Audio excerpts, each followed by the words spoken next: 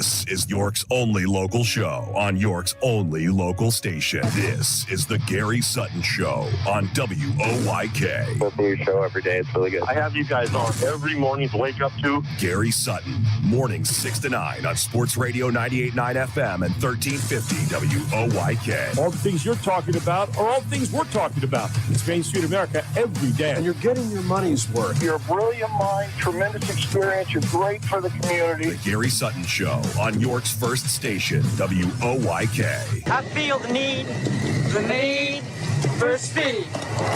Ow! Now, broadcasting live from WOYK's downtown York studios inside Wellspan Park, here's Gary Sutton. Actually, Gary, taking the day off, got some things to do today, and in his place will be our guest host, Aaron Sorkin. Oh wait, no, it's Sorkin. not one of the greatest minds. I couldn't think of another Aaron Sorkin. I don't think I've ever been called Aaron Sorkin. Well, you know what? Is he tall? I don't know. He's a very good writer, though, and you've written a book. So I have written a book. I thought you were going to say very handsome. And you're always once wrote a book. Well, here's the thing. I've been thinking about, I think a lot of people want to write a book, but they don't really know how to go around about it. And you have written one book. So I hope at some point today we have a chance to. I would like to find out a little bit more about that process. Oh, we can definitely talk that. Yeah, I think that would be interesting. You need to be up at these hours to do it. I'll just tell you that. Is that right? For me, that's okay. Well, no, I mean, every little bit will help, because even if it's not something that I would do, it might help someone else. So, outlines and things like that, and there's a whole we can dig into all the fun process. Anyway, here we are. It is a Tuesday morning. It is April 14th, a huge day in history. And before we get going too far, let us let you know that our presenting sponsors of the Gary Sutton Show are Kindness Worldwide and Anstein and Sparler, attorneys at law. Kindness Worldwide, where you can find them right now. Do one act of kindness today and change your world. Kindness Worldwide is ready to help you with that today. And then also, Anstein and Sparler, attorneys at law, located at 117 East Market Street here in York. They are ready to help you with all of your law needs. 717-846-8811 is their number, open Monday to Friday, 8:30 to 5. We are the proud sponsors here of the Gary Sutton Show with Anstein and Sparler, attorneys at law, and kindnessworldwide.org. So, we have taken care of the business side of things. Business is done. Coming up this morning, let's go backwards. Eugene DePasquale at 8:35. I wonder what he could possibly talk about in politics. Is there anything to discuss in that room? Oh, Jesus, help us. Yes. Also, Desiree Irvin, she is the CEO of NAMI. Now, do you know what NAMI stands for? I should know this right off the top of my head because I was hoping you would, because I had it written down and now I can't find it. Give me a second. Let me scratch my brain a little bit here. Apparently, they have a big event going on this weekend, so we'll hope to learn about that and learn more about the organization. Our helping York, the Big Give coming up. Yes. And Janine Flom will be here from the York JCC. Am I saying that right? Flom? I think so. Flom. And Vance Miller from the York County School of Technology. Trish Hauser, James Sanders next hour. We got a full day here, Mark. It's unbelievable. Man. We'll do birthdays this hour and probably. It's an interesting day in history because two things happened on this date, not quite 75 years apart, but they really rule this day in terms of trying to learn from history, I think, and we'll delve into those both today. It is Deb's birthday. Gary's wife. Well, that's important. It's her birthday, and it's my mother's 91st birthday. Oh, 91. Today, yes. So, and my brother is visiting her from California, so she will have a family member there to. Is she local, Mark? No, lives in Sarasota. Oh, so and has done so for a long time. Maybe and, you should be in Sarasota, Mark. Well, I try to think of. I'd like to be in Sarasota. I think I was there like 3 years ago, and I see her. She comes north, so I see her when she stops at her sister's and things like that. You've got that backwards, buddy. I know. You should be going to Florida. I know. I do a lot of work, and I don't know what to say. I'm not. I call her almost every day, unlike her other sons. That's funny. Mark, when I walked outside today, actually, maybe it's something in me, but it smelled like a beach town. Oh, you think? It did for a bit, and I thought, does it actually, or is this my mind saying you need to go to the beach? This is. Do you have your vacation planned? We do, but no. Are you going to the beach? Well, I was supposed to go. In the first quarter here. We were supposed to go to Puerto Vallarta, but then they killed the drug cartel head, and Puerto Vallarta went like crazy. Oh my! So our trip didn't go. canceled. Yeah. So maybe my brain is doing something to me because I don't know if New York has ever smelled like a beach town. It smelled like other things. Well, like paper mill. Well, right now, in this area, you smell a lot of fertilizer. Is that what it is? Is that what that is? I don't know that it's what I smell at the beach, though, Mark. But that's not water. I don't remember. It's the I don't know. I don't know what you're smelling, but who knows? I did go shopping yesterday for sunscreen. You did, and I bought. I think it was Coppertone. Okay. Coppertone 30. So you didn't buy the stuff that makes you orange, did you? You know what? Here's the thing, though. Come on, Mark. Here's the thing, though. Then I stopped myself because I'm realizing I'm doing this in public. Not that anybody would know who. When you weren't putting the sunscreen on in the store, were you? I was. No, Mark. Well, no. Mark. Here's not the whole body. Listen, buddy. Look, here's what I'm like, because the whole point here is last couple of years when golfing, I used because you're supposed to use sunscreen, right? Of course you are. So I had the spray sunscreen on, and it works great, but it doesn't really smell great. It's not always like the best smelling. Okay. And my girlfriend, she had Coppertone, and it really smells good. It smells like the beach. It does smell, yes. So I thought, well, I need to get some, but I didn't know if there were like different scents. So I'm standing there at the head of an aisle at the grocery store, and I see this display. So I grab one bottle of Coppertone, and I open it up, and I'm trying to smell see if I can't smell anything. So I turn it over, and lo and behold, a drop hits my hand. And I'm like, lo and behold. Wait a second, this thing is open? Oh. I thought there would be like a cap or something, on it, which you have to tear off. Oh, no. So I thought, well, if it's there, I'm going to use it.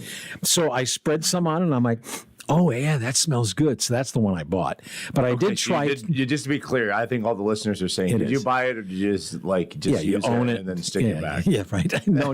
I did it. But I did another one also the same way. It came out of that one as well.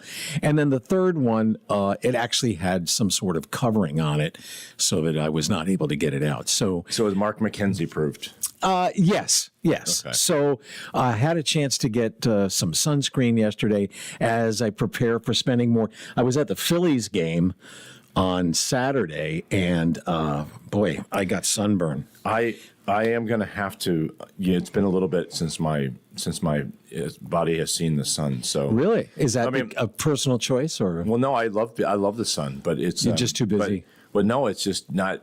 It's been a little cold, but now it's getting warm. Oh, this week is going to be great. It's nice this morning already. Let's delve into this date in history, as I mentioned briefly. It is International Moment of Laughter Day. I'm always just a moment. Apparently, who decided it should be a moment, not even moments of laughter? Exactly. Give us a couple moments. A moment of laughter. And the interesting thing about moment is it is the word that describes the shortest amount of time. Literally. So why would you, out of all the intervals of time you could have used to discuss using laughter, why would you choose the shortest one? I've already used a moment of laughter, so I'm.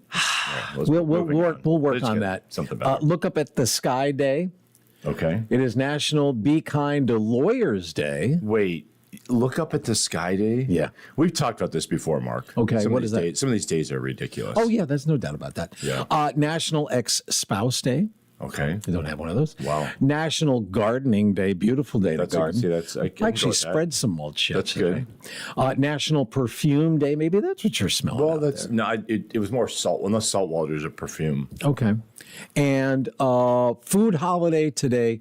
It is National Pecan Day. Okay, I can. Which I can go with that. I think we already had that day. I don't know what's wrong with these. Pecan. Well, is it pecan or pecan? Pecan. As long as it's on my turtle sundae, Oh, then do you like turtle pecan sundaes? absolutely. I mean, that's What's not to that's like? delicious. Let's take a look at this day in history. It's April 14th, 1611. Yes. It was a momentous day because the word telescope is first used. the word telescope. In Telescope had 1611. not before that. 1611. Ever since then. Wow. On this date in 1828, speaking of words, Noah Webster registered the copyright for the publication of the first American dictionary. That's why today is Dictionary Day. Okay. See, I like words. I like that. And yesterday was Scrabble Day, which uses words. You'd think they would be together. But I just started playing Scrabble with my wife. Really? And we pulled it out, and my kids said to me, they said, that's an old person's game. Well, What do you think about that? technically they're correct. It is. But words have been used since the dawn of words. So you can't communicate. It's very hard to communicate without words, even texting. Mark, that's the best sentence I've heard Is that right? in a month. Words have been used since the dawn of words. What about, maybe they could come up with a texting version of Scrabble, right? Well, Where they have sure. the shorted versions of like BC is because and Okay. You know. Okay, but would it still be played with the wooden tiles? I hope so. I don't know. Yeah, I don't want to be on my phone anymore. They'd have to think about that. Yeah. It was on this date, 1841, first detective story published by Edgar Allan Poe. And what was the story? The Murders in the Rue Morgue. Yeah, cool. On this date in 1894, the first public showing of Thomas Edison's kinescopes. So these were moving pictures.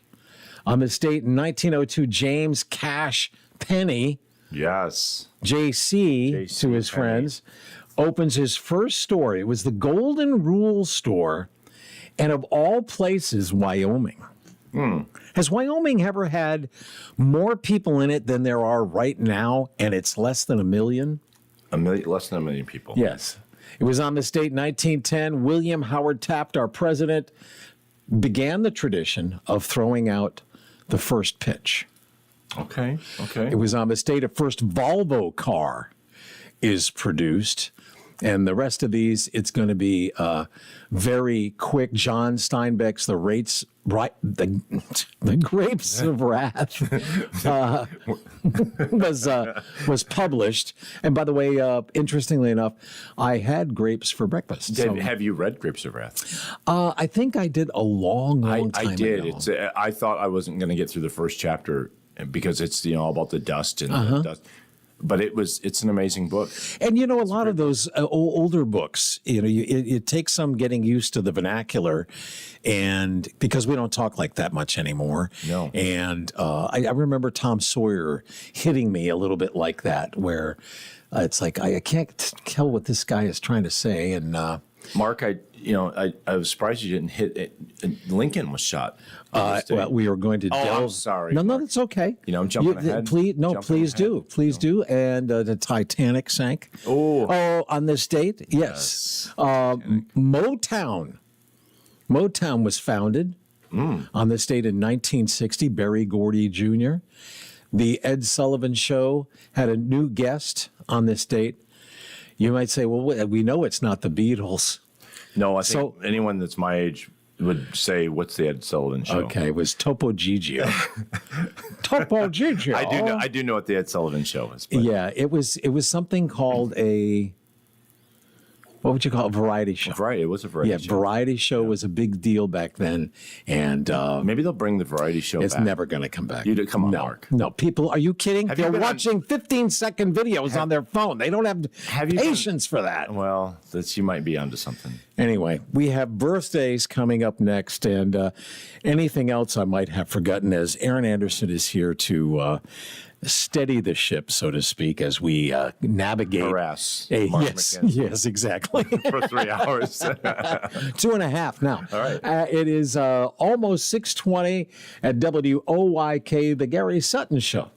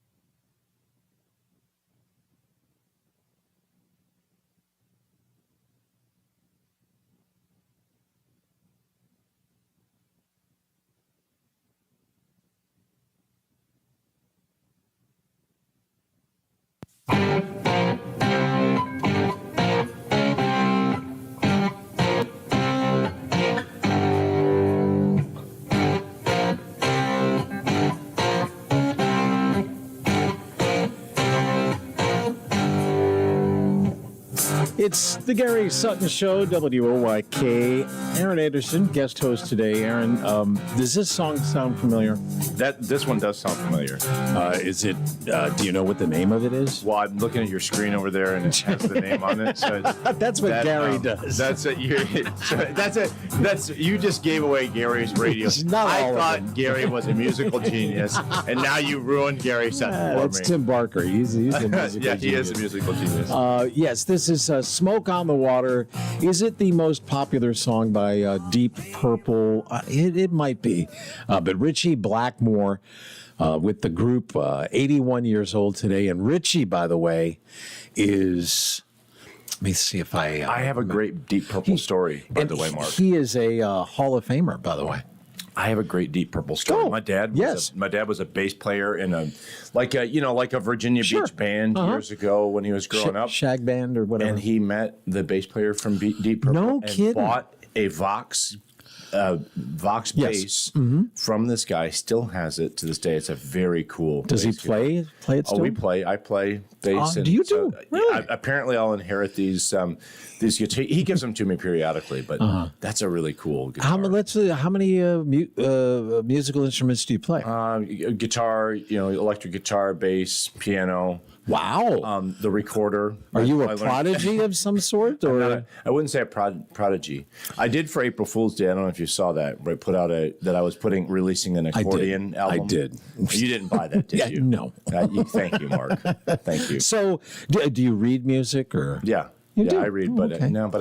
but that's not really the way I play. Yeah, it's fun. I used to, but Yeah. not anymore. Abigail. Kazoo. Do you play the kazoo? Oh, absolutely. Yeah, definitely. Matter of fact, we did it on Kazoo Day, and Gary got really irritated. Oh, I would. Which is Should have part of. invited me. It's actually in my job description. So anyway, Abigail Breslin is 30 years old today, and she is the grandchild of a Lancaster County resident. I don't remember. They did an article about it. Anytime anybody has a local connection, they usually bring it out around here. And Abigail Breslin, she was the little girl on Little Miss Sunshine. She was the Yes. so full of hope. Buffy the Vampire Slayer, Michelle Gellar, 49 today. 49. We got a couple 49-year-olds. I'm 49, Mark. Are you? Yeah, 49. And until when? Until May 11th. Oh wow! So you're going to be 50. I'm gonna be 50. Wow! I know. Do you think you'll be affected? Affected. I mean, I will. It will be one more day. We'll, No, I'm saying, do you are you mentally fearing affected? it? No. I'm looking forward to it. Everybody everyone that I know that's in their 50s, by and large, is pretty happy. I will say this: that if you look better than your age, like what most people would say, age doesn't really bother you. That's interesting. Yes, if people say, "How old are you?" and you tell them, and they say nothing, Ooh. you should worry. My wife looks better than her age. Well, that could be. I think I'm aging for both of us. Is that right? Yeah, that's just. Well, what do people tell you? Do they, when you say you're 49, do they say, "Boy, you don't look 49"? A lot of times I'm talking to kids about Oh, that, and kids I have see. no idea about You're right. age, and so they'll actually often will guess younger, Yes. but Yeah. they don't know That's true. You do have to consider the the audience. source. Adrian Brody, the actor, 53. Anthony Michael Hall, Yes. big shot in the 80s. Very talented. I think he was the youngest member of Saturday Night Live. I think he was 17 at the time. He's 58 today. Those are he was in some popular 80s Yes. films. Greg Maddux, the Hall of Fame pitcher, is 60. And someone that you have something in common with, Brad Garrett. And do you know who Brad Garrett is? I do, yeah. And you say, well, he's the tall guy from Everybody Loves Raymond. And although he's a little bit taller than you. Right. Isn't he? I'm 6'6". All right, so he's 6'8". 6'8". Yes. That's a tall guy. Is it like a club A club? Well, like if there is, Vince Vaughn, for example, he's like 6'7" or something. He's very, very, very tall. There's a handful of actors, and everybody kind of there's a guy on Saturday Night Live right now. He's just like a foot taller than everybody else. You really stand out. Yes, you really stand out. I don't ever realize how tall I am until I see a picture with somebody, and then I'm like, I look like Herman Munster. Well, is that what it was like when you were a kid? I mean, did you grow quickly? I grew my freshman year. I think I was 6'1", and then when I came back, it was my sophomore year, 6'4", and then I grew another inch. So it did happen. All happened in high school pretty quickly. So, how many times are you questioned about basketball? Oh, all the time. Constantly. And what's your answer to that? Well, I do. Well, I actually did play. So did you? I played Okay. in high school, and I played a year in college. So yes. But when you're tall, you're always asked you Yes. play basketball, and my joke in return is if you're short, do you play mini golf? That's true.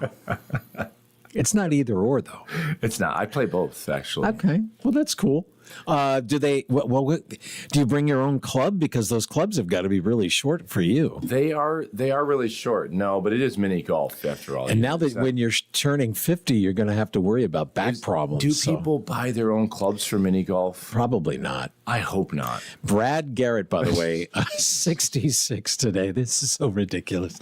Now, coming up, yesterday was the day of the first conflict, violent conflict in the Civil War. A lot of people think that it's the battle in Manassas, Bull Run, and that was where soldiers kind of faced each other. The first violent conflict, though, was the Confederates in South Carolina firing on Fort Sumter. Yes, and it gave up on this date. So the firing started on the 13th, and on the 14th they gave up.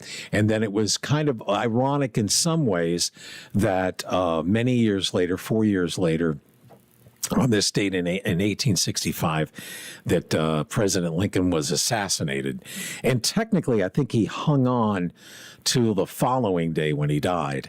But But shot on this day. yes, and in both instances, I turn to Ken Burns' Civil War and the reading by McCullough. He's just the gravitas is unbelievable, and we delved into it yesterday. We're going to do it again today after we check news. Have you been to Fort Sumter, Mark? Oh, a matter of fact, it's funny you should say that, because I have a vivid memory. I lived in South Carolina for a couple of years, and I have a vivid memory. You can tell by my accent. It's very thick. There is a star right on the top of what is now the roof. I guess, is it the roof? Mm-hmm. And there's a star. There's a star there, and I can still see it in my mind's eye. And I was probably last there when I was like 8 years old.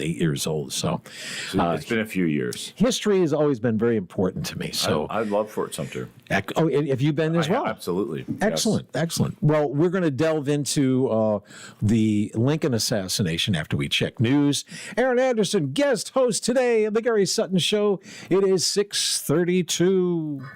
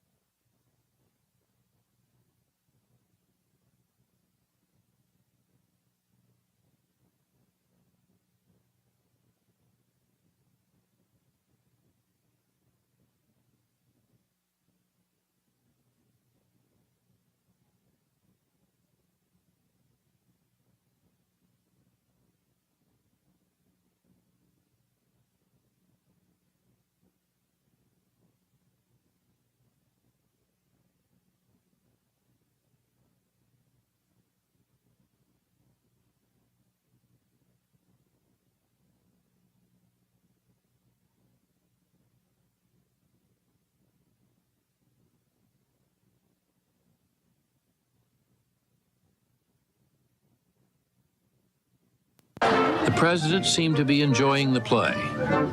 His wife held his hand.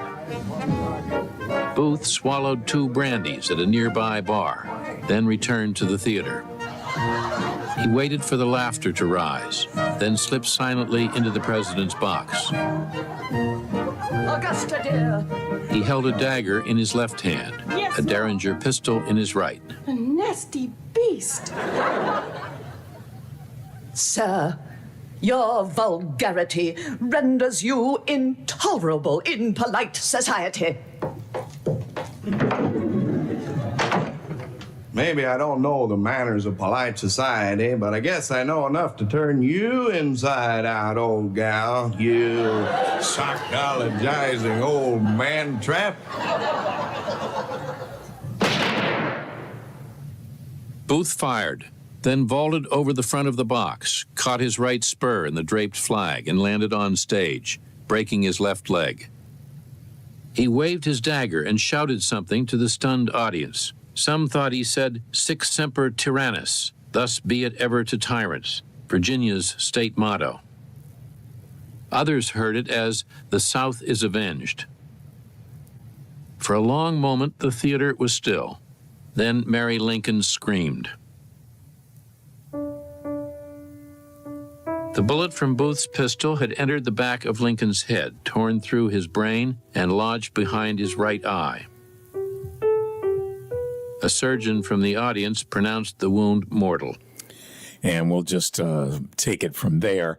Of course, David McCullough from Ken Burns' Civil War, the place for, if you don't know much about the history of the war, that's a really good place to go. The stories on both sides, just amazing stuff. I was disappointed when you turned it off there. I was ready to just let it run for the rest of our time, Mark. It's so good, and he is it's so much you can learn there, even from the narration, the measured pace, the music that was added. That was so good. Yes, perfectly accented, and of course, I feel like our listeners are just disappointed listening. There's no doubt. We always want to leave them. That's what we do. With asking for more, and that's such the case here. Of course, Booth took off and was eventually captured and died, and of course Lincoln was taken across the street, and I believe he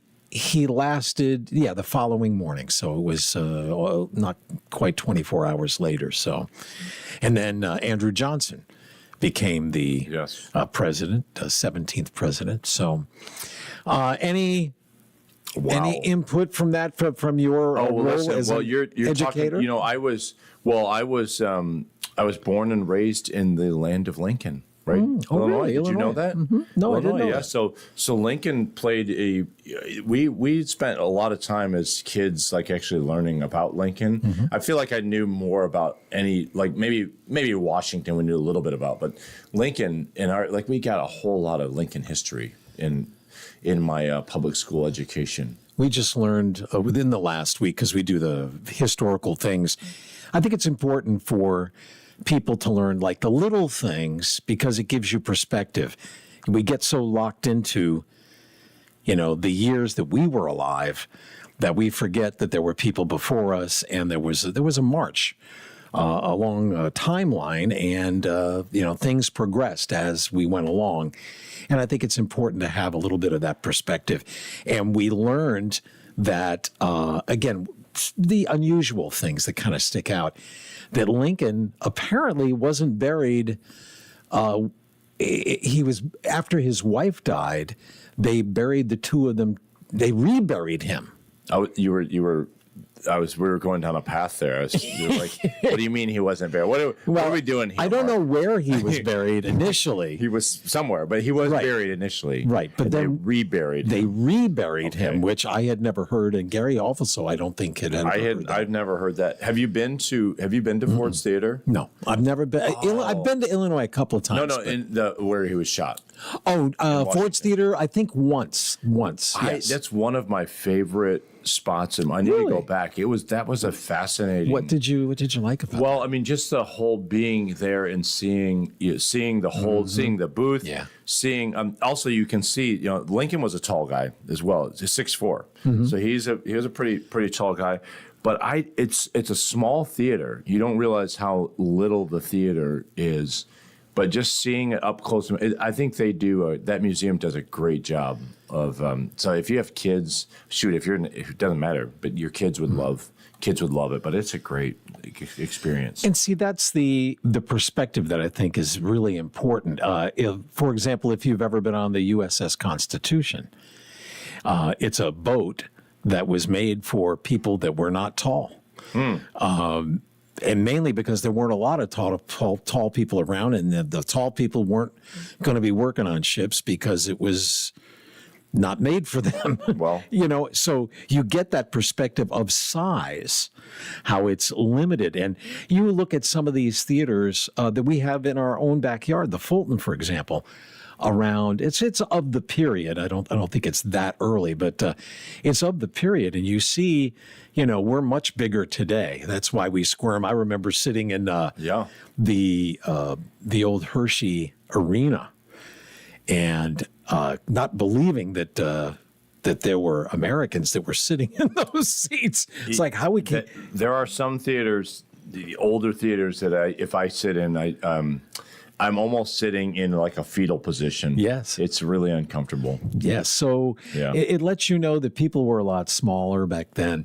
And it also, there's something about being in a spot that was, the focal point of world history.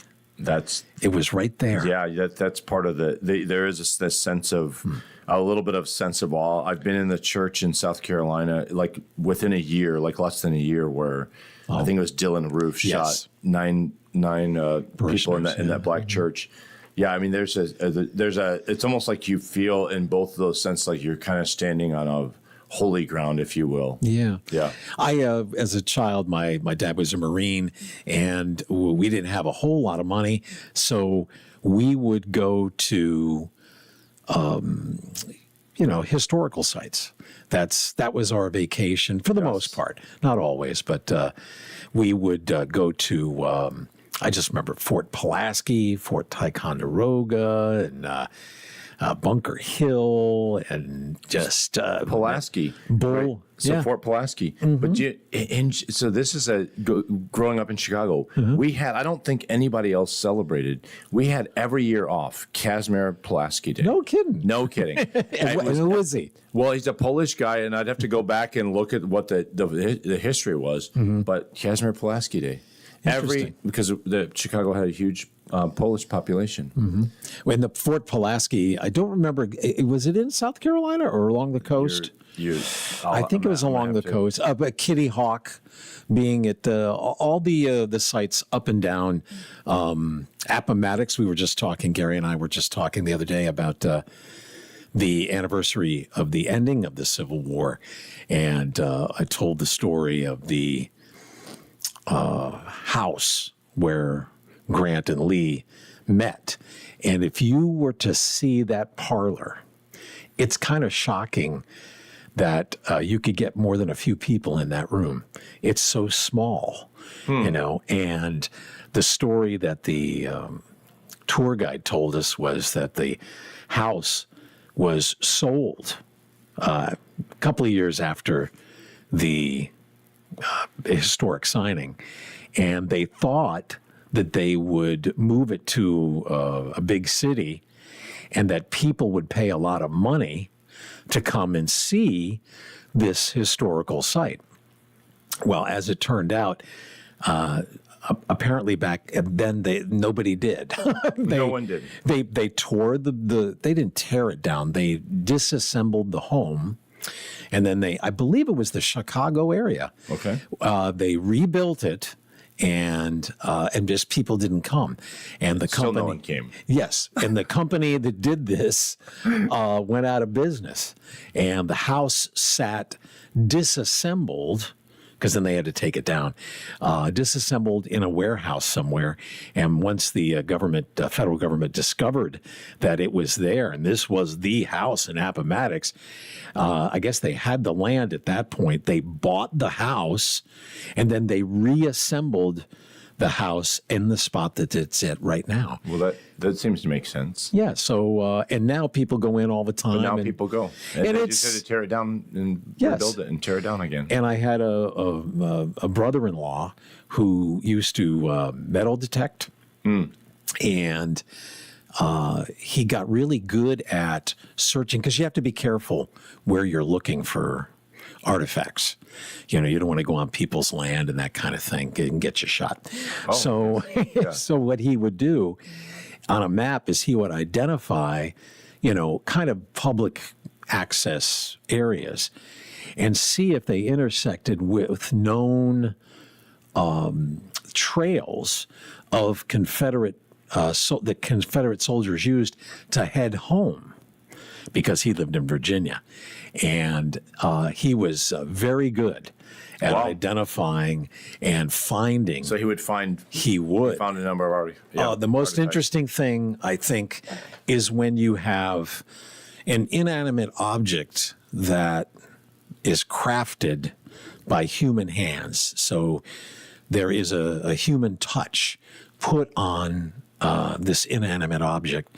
And what they used to do was they would get blocks of lead, and then they would have these lead forms, and they would melt the lead in their campfires and then pour them in and make their own bullets. And not the gunpowder, obviously, but just the bullets. And so they would make these bullets, these shot, and he found a bullet, because they were very soft, that was carved into the rook of a chess set. Wow. So someone had obviously, yes, it was amazing. I feel like I'm listening to Ken Burns here, Mark. Yeah, right. Well, it was, when I looked at it, I thought, some soldier was sitting at a campfire or something, and wishing he wasn't there, but, trying to take his mind off of things. So he made probably an entire set. That's a pretty cool artifact. And it was the only one that my brother-in-law was able to find. And there were many other articles as well. So that guy in history was, he was trying to play chess later. And he was missing his rook. Where's that stupid piece? I know I made it. Brother-in-law found it. Yes. Lo and behold. By the way, Casimir Pulaski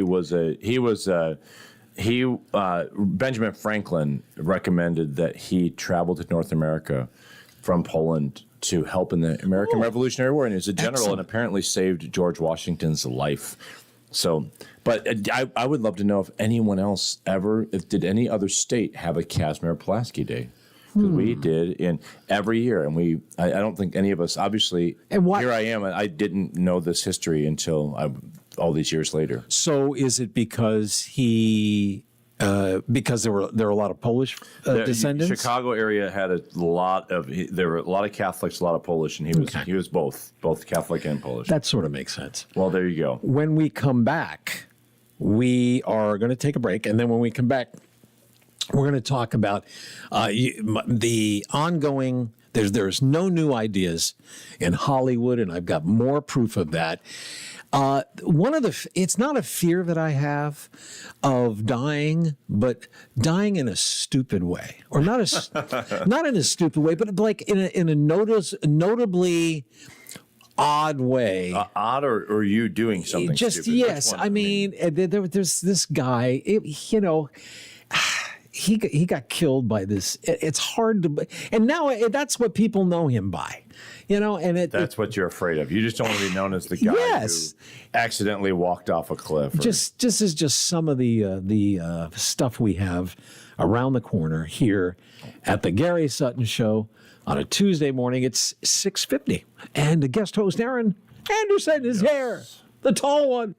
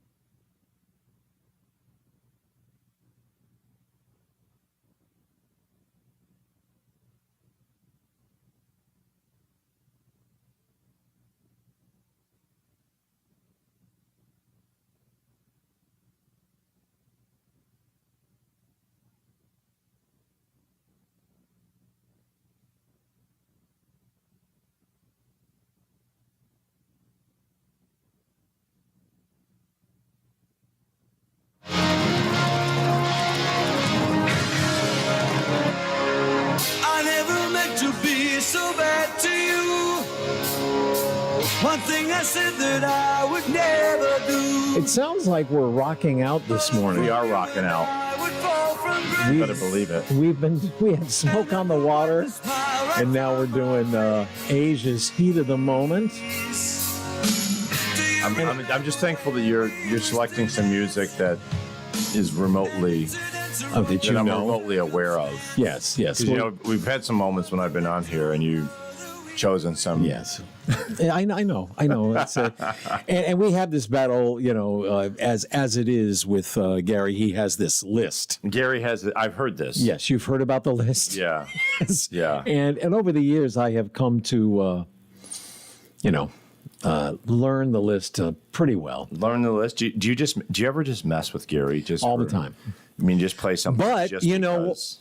We like to have fun. You gotta have fun. But just so folks know, and I mean, not everybody will remember this, but he has this thing about Burl Ives. I've heard this. And, I used to play Holly Jolly Christmas. With this last year, we did not play it at all. At all. And I think he was expecting it. And then when the holidays passed, I said, did you notice? Did you note, just in case, you ever think that, I'm always trying to mess with you. It's like, just remember, I did not play it at all. So I have my limits. I was disappointed. Yes. Well, I want you to know. It's not the first time. Yeah, I was. And we did. It is National Moment of Laughter Day. Yes. Yes. So we'll can have a moment. Now, it might be news to people that Epic Fury, Operation Epic Fury, the attack on Iran, was fueled in part by, of all things, check this out, Aaron, caffeine. Over the last 6 weeks, Chairman of the Joint Chiefs of Staff, General Dan Kane, has given a lot of updates on the number of Iranian ships and missiles that have been destroyed during Operation Epic Fury. He also says U.S. troops in the Middle East have consumed about 950,000 gallons of coffee and around 2 million energy drinks. And the troops' caffeine habits have apparently helped them complete over 60 bomber operations and endure long-duration flights with 30-hour round trips launched directly from the U.S. to strike military targets. Tom Rigotti, Fox News. So how do you feel about that? Well, how do I feel about that? Do you have any feelings at all? Well, I have a lot of feelings. Probably, I share some. I love coffee. Can we start with that? Me too. Just the basic. Me too. Yeah. What's interesting, though, is it's not the first time that military forces would use some sort of Stimulant. drug or stimulant. That's a better way to put it. The Nazis used methamphetamine to pep pills, if you will, to power their soldiers. During many invasions, they would hand them out, and it would keep the soldiers going for extended periods of time. But there's also, there's a negative side effect to that as well. Well, I was going to say, if you're going to choose between, if the choice is between, in the morning, would I rather have coffee or crystal meth? Is that what? That's what I feel like the choice you're putting before us, Mark. No, I it's think not. I think we'll go. Let's go with coffee. No, it was. Yeah. All right. Let's continue the subject, which is we went from caffeine to meth to And you did throw war in there, like we had. Yes, war. exactly. Like That's really the link. Yes. Yeah. But check this one out. The war is not necessarily involved with this drug. It's called, and I had never heard this before, supercharged fentanyl. EMTs and ER docs say they have never seen anything like medetomidine. It's highly addictive, it's debilitating, and used by veterinarians to put large animals to sleep. Now, traffickers are mixing it with fentanyl, and users almost instantly black out. But the worst is waking up. First came heroin, cocaine, and meth. Later, fentanyl and street drugs laced with xylazine, an animal tranquilizer. But today, users are plagued by a drug 100 times more powerful, medetomidine. Known as Rhinotrank, medetomidine first appeared in Philly. Now it's found in almost 75% of street drugs in the Northeast and more than half in the Midwest. Wow, medetomidine. That's William Juness there reporting. So That's a lot of illegal drugs for 7 a.m. Well, 6:57. How about something a little bit happier as we get close to the top of the hour? Come on, Mark. Well, there are no new ideas in Hollywood. We are constantly reminded by that, especially when they use like video games. That's the number one movie in America. Maybe they need coffee or crystal meth. Super Mario, good God. And now we learned that there is another prequel on the way, but for which movie? The new trailer just dropped for The Hunger Games: Sunrise on the Reaping. It features Ralph Fiennes as President Snow and Jesse Plemons as a young Plutarch Heavensbee, originally played by the late Philip Seymour Hoffman. Twice the number of tributes, twice the glory. Presentation could save your life. The upcoming prequel is set in the same world, just 24 years before The Hunger Games, starting on the morning of the reaping of the 50th running of the Games, also known as the Second Quarter Quell. The Hunger Games: Sunrise on the Reaping will hit theaters November 20th. Monica DeLuca, Fox News. So, did you like The Hunger Games? I did, and you just gave me an idea because my oldest son, was saying the other day, he's like, we can't think of a boy name for our next child, and I heard Plutarch. Was it what was that? Plutarch Yes, something? yes. Can you imagine? Don't tell him that. I'm definitely gonna tell him Plutarch. There's your name. Hey, speaking of movies, how about this? A fact you didn't know. You know, The Matrix came out in 1999. It's a great movie. But if you remember the scene where Neo shows his passport, what's interesting is the expiration date. You're going to believe this, is September 11th, 2001. Oh, did you know what? Isn't that eerie? Well, you know, this is the one thing when people say my name to me, yes? You know, they'll say, quick, Mr. Anderson. Mr. Anderson. Interesting. Blue Matrix. pill or red pill? Matrix show. Stick around. We've got more coming up. Aaron Anderson, guest host of the Gary. Wait. You forget his name? Oh, wait. Gary Sutton.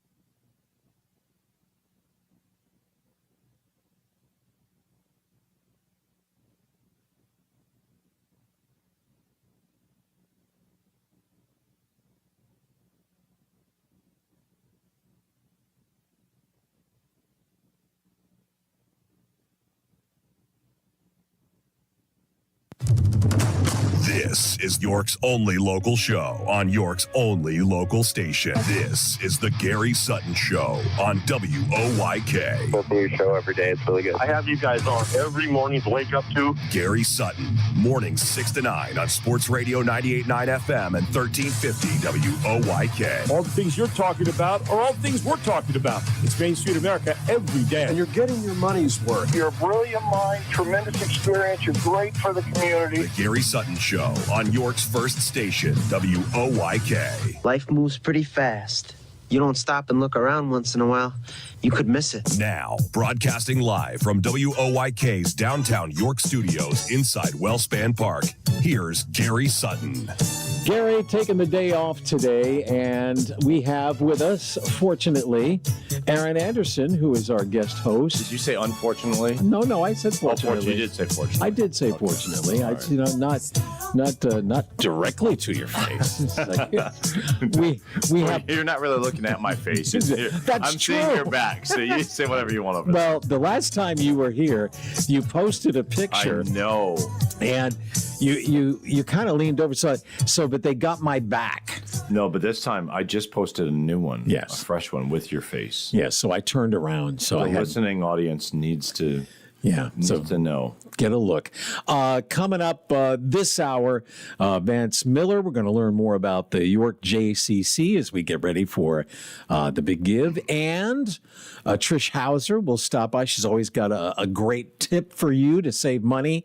And in a moment, James Sanders about rising middle class and upper class, and I want you to ask him about his Masters prediction, his golf prediction. Yes, we'll do that in a second too. But don't forget that we have to pay a bill. This hour will be brought to you by Trish Hauser, State Farm Insurance Agent. She is out there at 1865 North Susquehanna Trail, right here in York, Pennsylvania, 17404. You can give her a call today at 717-848-4336 and ask her questions about anything having to do with coverage for cars, homes, life, as well as renters' policies. If there's an answer to be gotten, Trish will find it for you. Trish Hauser, State Farm Insurance Agent, open 9 to 5 weekdays.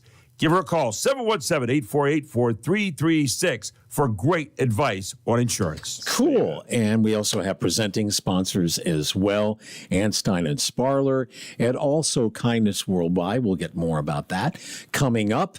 But right now, Aaron, anything after the first hour? You've got 1 hour under your belt. Oh, man, that was, like I said, you could have just left Ken Burns on and you just think of all the education. Yes. I mean, it's either that or it's me and you bantering back and forth, talking about National Moment of Happiness. Yes, Day. well, International Moment of Happiness Day and Moment of Laughter. Moment of Laughter. So here's what we're going to do. Okay, while you talk to James, I'm going to find instigators for a moment of laughter. How's that? You know what? That's called a joke. My goodness, it's called a joke. Let's get James Sanders. Sorry, James is here. Deliver us James Sanders. James, how you doing, buddy? Good morning, Aaron. How are you? And you have no idea what you stepped into here. Did anyone give you a warning? I hope someone gave you a warning. First of all, Mark is very concerned about your Masters prediction. Apparently, Patrick Reed, did you make? I think you made some prediction. I said I think Patrick Reed's got a shot at winning. He finished 12th. I think I'm not far off. Well, you don't seem like it. I mean, Mark seemed to be happy. I almost wonder if Mark had some money on this or something. No, I thought about it, but that was a good choice. Gary was all spun up. He said, "Oh, how do you like Patrick Reed?" I said, "I didn't say I liked him. I said I think he's playing well." So. Well, apparently, Mark says I'm trying to think. I don't know that we've ever golfed together, James. I mean, but apparently you're quite the golfer. Is this? I mean, you're probably too humble to admit it. Exactly. Yeah. I lose a lot more money than I'm winning these days. How's that sound? Well, yeah, that's why I'm not usually, especially when it comes to golf, I'm not going to be out playing for money. But it's at least we're getting into some nice golf weather here in the next few days. It looks like. Yeah, it's going to be nice and warm, and the courses should be in really good shape because of all the rain we've had over the spring and now now the heat and the cool nights let the grass grow. It'll be nice. Well, hey, we're talking this. I think we're talking this morning about the rise of the middle and upper class, is what I've been told we're going to talk about. So let's talk about that.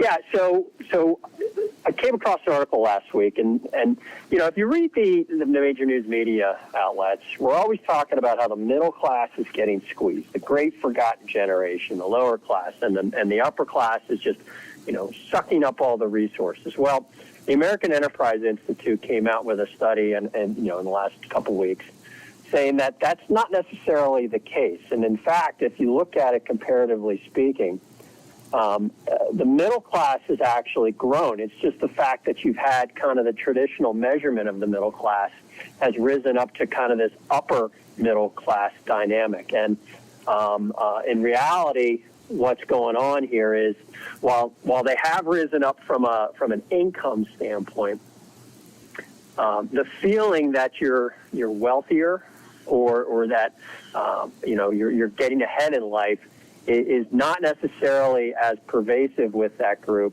because now they're bumping up against kind of that top 1% and saying, well, if they've got the first class cabin or the first class seats or the high-end hotel room, I deserve that as well. Why can't I afford it?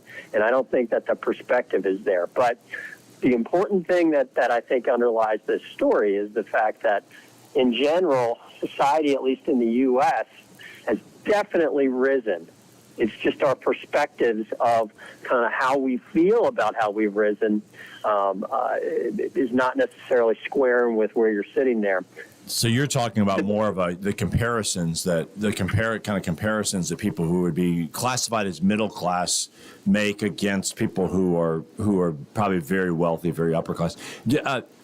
James, talk to us. When we think about how are we defining these classes? Because I always feel like when you're talking about money, it's very like who's wealthy, what's middle class, what the heck are those numbers? Yeah, I mean it's. And the numbers, what they're calling upper middle class here is those families of three that are making $133,000 to $400,000. And what they're saying is that grew from about 10% of households in 1979 to about 31% of households in 2024. Now, those are inflation-adjusted numbers, okay? And the big flaw with what you're looking at here is, if you're making, let's say you're making $200,000 to $300,000 here in York County, right? Yeah, right. You're doing pretty well. Right. But if you're making $200,000 to $300,000 in San Francisco, New York, Chicago, you're not doing so well. Not doing. It's those places are dramatically more expensive than York County. Exactly, and the article makes that point in the fact that you do have a lot more people, and the concentration of that wealth does sit in your major metropolitan areas. So it's kind of. It's not totally a great comparison, but regardless, you do have the opportunity to do that in regions like York, right? Because the economy, the reach of your business or the reach of your income generating abilities is not subject to your local geographic constraints. You can reach out and definitely build businesses that are outside of the area, which is something that's dramatically different. It was in 1979. It is shocking. I had a son who lived in Boston for the first couple of years of his marriage, and literally rented downtown Boston, in their tiny little apartment that they stayed in. I was just shocked at how much it cost them. What that would get you in York County. You'd have a dramatically different experience living in York County. Yeah. Well, so no, I agree with you. When my wife and I moved to New York City, I mean, the 750 square foot apartment. This is back in 2001. 750 square foot apartment was costing us close to $2,000 a month. I mean, think about what that buys you here in York County today. Even today, that would buy you a $300,000 to $400,000 house, depending upon what kind of mortgage rate and price you're getting here. So the article, thinking about the rise of the middle class. They're suggesting there's more people. I think you're saying a higher concentration are living in these large cities that are very expensive. And so is there? So is the suggestion? Hey, stop the comparisons, or is the suggestion? Hey, maybe move to a city that doesn't cost you $1 gajillion to live in. Well, I think the key takeaways, and I look at it more from the perspective of, what's the positive on this? Number one, I think the way our structure and the way our society is set up, I think capitalism works, right?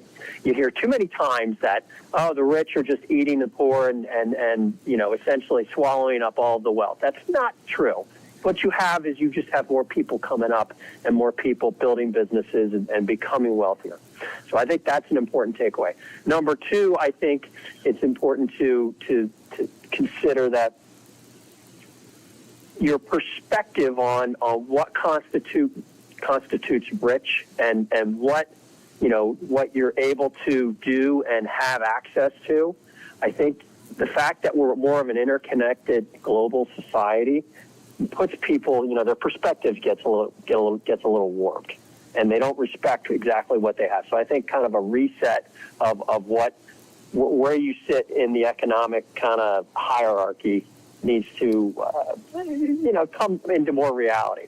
So are you saying? Go ahead, James. Are you saying then when I get on the airplane next time and I walk through that section with the seats that they lay down and they have they're really that's the fancy section, and I go back as a guy who's 6'6", and I go back and squeeze into my little coach section, that I basically, are you saying, Aaron, stop looking at that section and saying, why can't I sit up there and just enjoy your coach seat? Is that what's going on? Well, I would say that if you compare yourself walking. That's isn't fair. You're 6'6". I am 6'6", and when the guy in front of me leans his seat back as I have my coffee on my little tray, are you just saying, Anderson, just shut up and enjoy your thing and stop asking for the, you don't get to lay down. You got to pay that. That's $15,000 to pay for that seat. Well, let's say.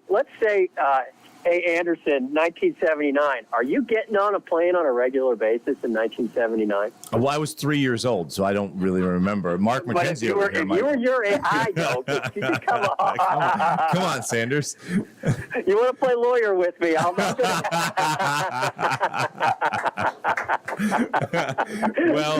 well, listen. No, I'm not a lawyer, but I can play. I'm smart aleck. How's that? I like it. That's why you and I get along. But what I'm saying to you is, you have so many more options today if you are on that airplane and flying, right? You have different options of different airlines. You can go Southwest, you can go United, you can go Delta, you can go private, you can go whatever you want, right? Back in 1979, if we're comparing the two incomes together, you didn't really have that many options. In fact, you probably weren't getting on the airplane. You were probably driving or getting on a train. That's right? probably right. So what I'm saying to you is your perspective, because you have so many more options and you have so much more luxuries available to you, of course you're going to compare yourself to the higher end. And because society has risen up more, okay, you believe that you're bumping up against that top 1%. You think you're owed that, or you deserve that type of a service or benefit. And I get it, right? That's the nature of capitalism. That's the nature of society, right? You're always trying to put move ahead, but sometimes you have to take a step back and look.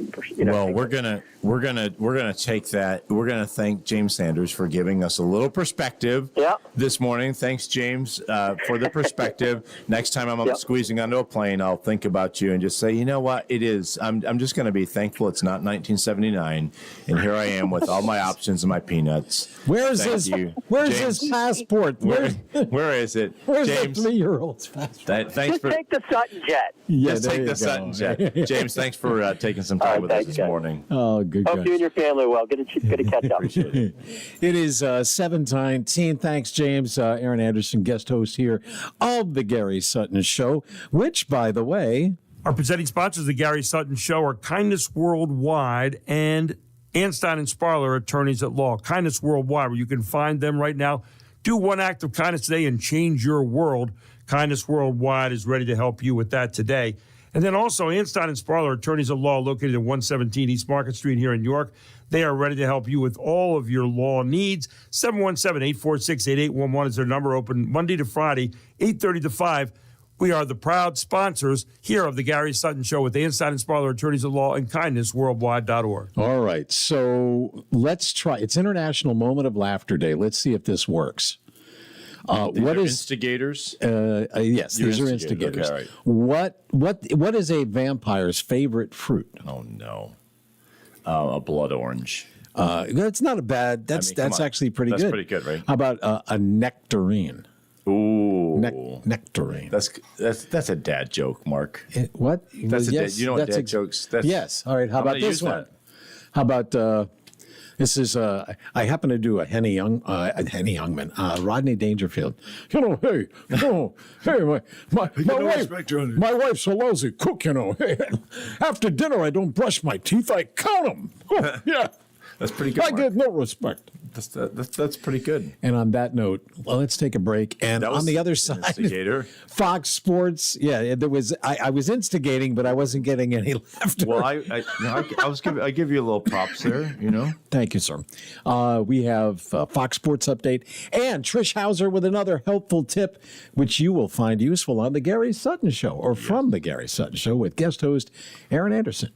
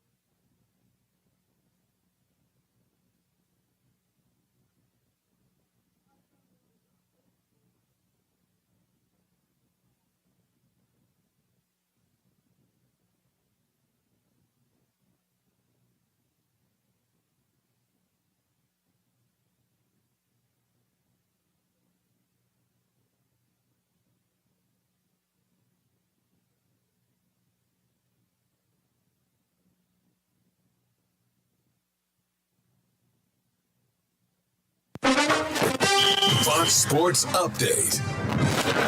That one's driven deep to left center field. Going back, Grisham turning, looking, see ya, off the back wall of the bullpen. A 2-run home run for Trout. He's matching Judge in home runs. And it's 10-8 LA. On the Yes Network, Mike Trout's second blast of the night gave the Angels a 10-8 lead at Yankee Stadium in the top of the 8th inning. In the bottom of the 9th, Trent Grisham hit a game-tying 2-run home run for the Yankees before New York won the game on a walk. That became a wild pitch. Yankees ended their 5-game losing streak with an 11-10 victory. The other team from New York extended its losing streak to 6 games. The Mets were shut out by the Dodgers in Los Angeles, 4-0 in a game between baseball's two biggest spending teams. The NBA's second season begins tonight. The play-in tournament gets underway with 2 games, then 2 more tomorrow and 2 on Friday, before the first round of the NBA playoffs will commence Saturday. Tonight in the first contest, it's the Hornets versus the Heat in Charlotte. Whoever wins will get to play again Friday, with a chance to move into the Eastern Conference playoff bracket as the number 8 seed. The second game tonight is in Phoenix between the Suns and Portland Trailblazers. The winner of this game will become the 7th seed of the Western Conference bracket and take on the San Antonio Spurs in the first round. WNBA draft, a record 5 players from one school were taken in the first round last night. 5 from national champion UCLA, led by Lauren Betts, who went 4th overall to the Washington Mystics. Second year in a row, the Dallas Wings used the number 1 overall pick to select a player from UConn. Last year, it was Paige Beckers. Now, her former UConn Huskies teammate A.Z. Fudd joins the Wings. Former NFL head coach of the Arizona Cardinals, Dave McGinnis, died Monday. He was 74. McGinnis coached the Cardinals from 2000 to 2003 before he went to work as an assistant coach for the Tennessee Titans. You can listen to and follow the Fox Sports Podcast at foxsports.com or wherever you get your podcasts. I'm Jared Max.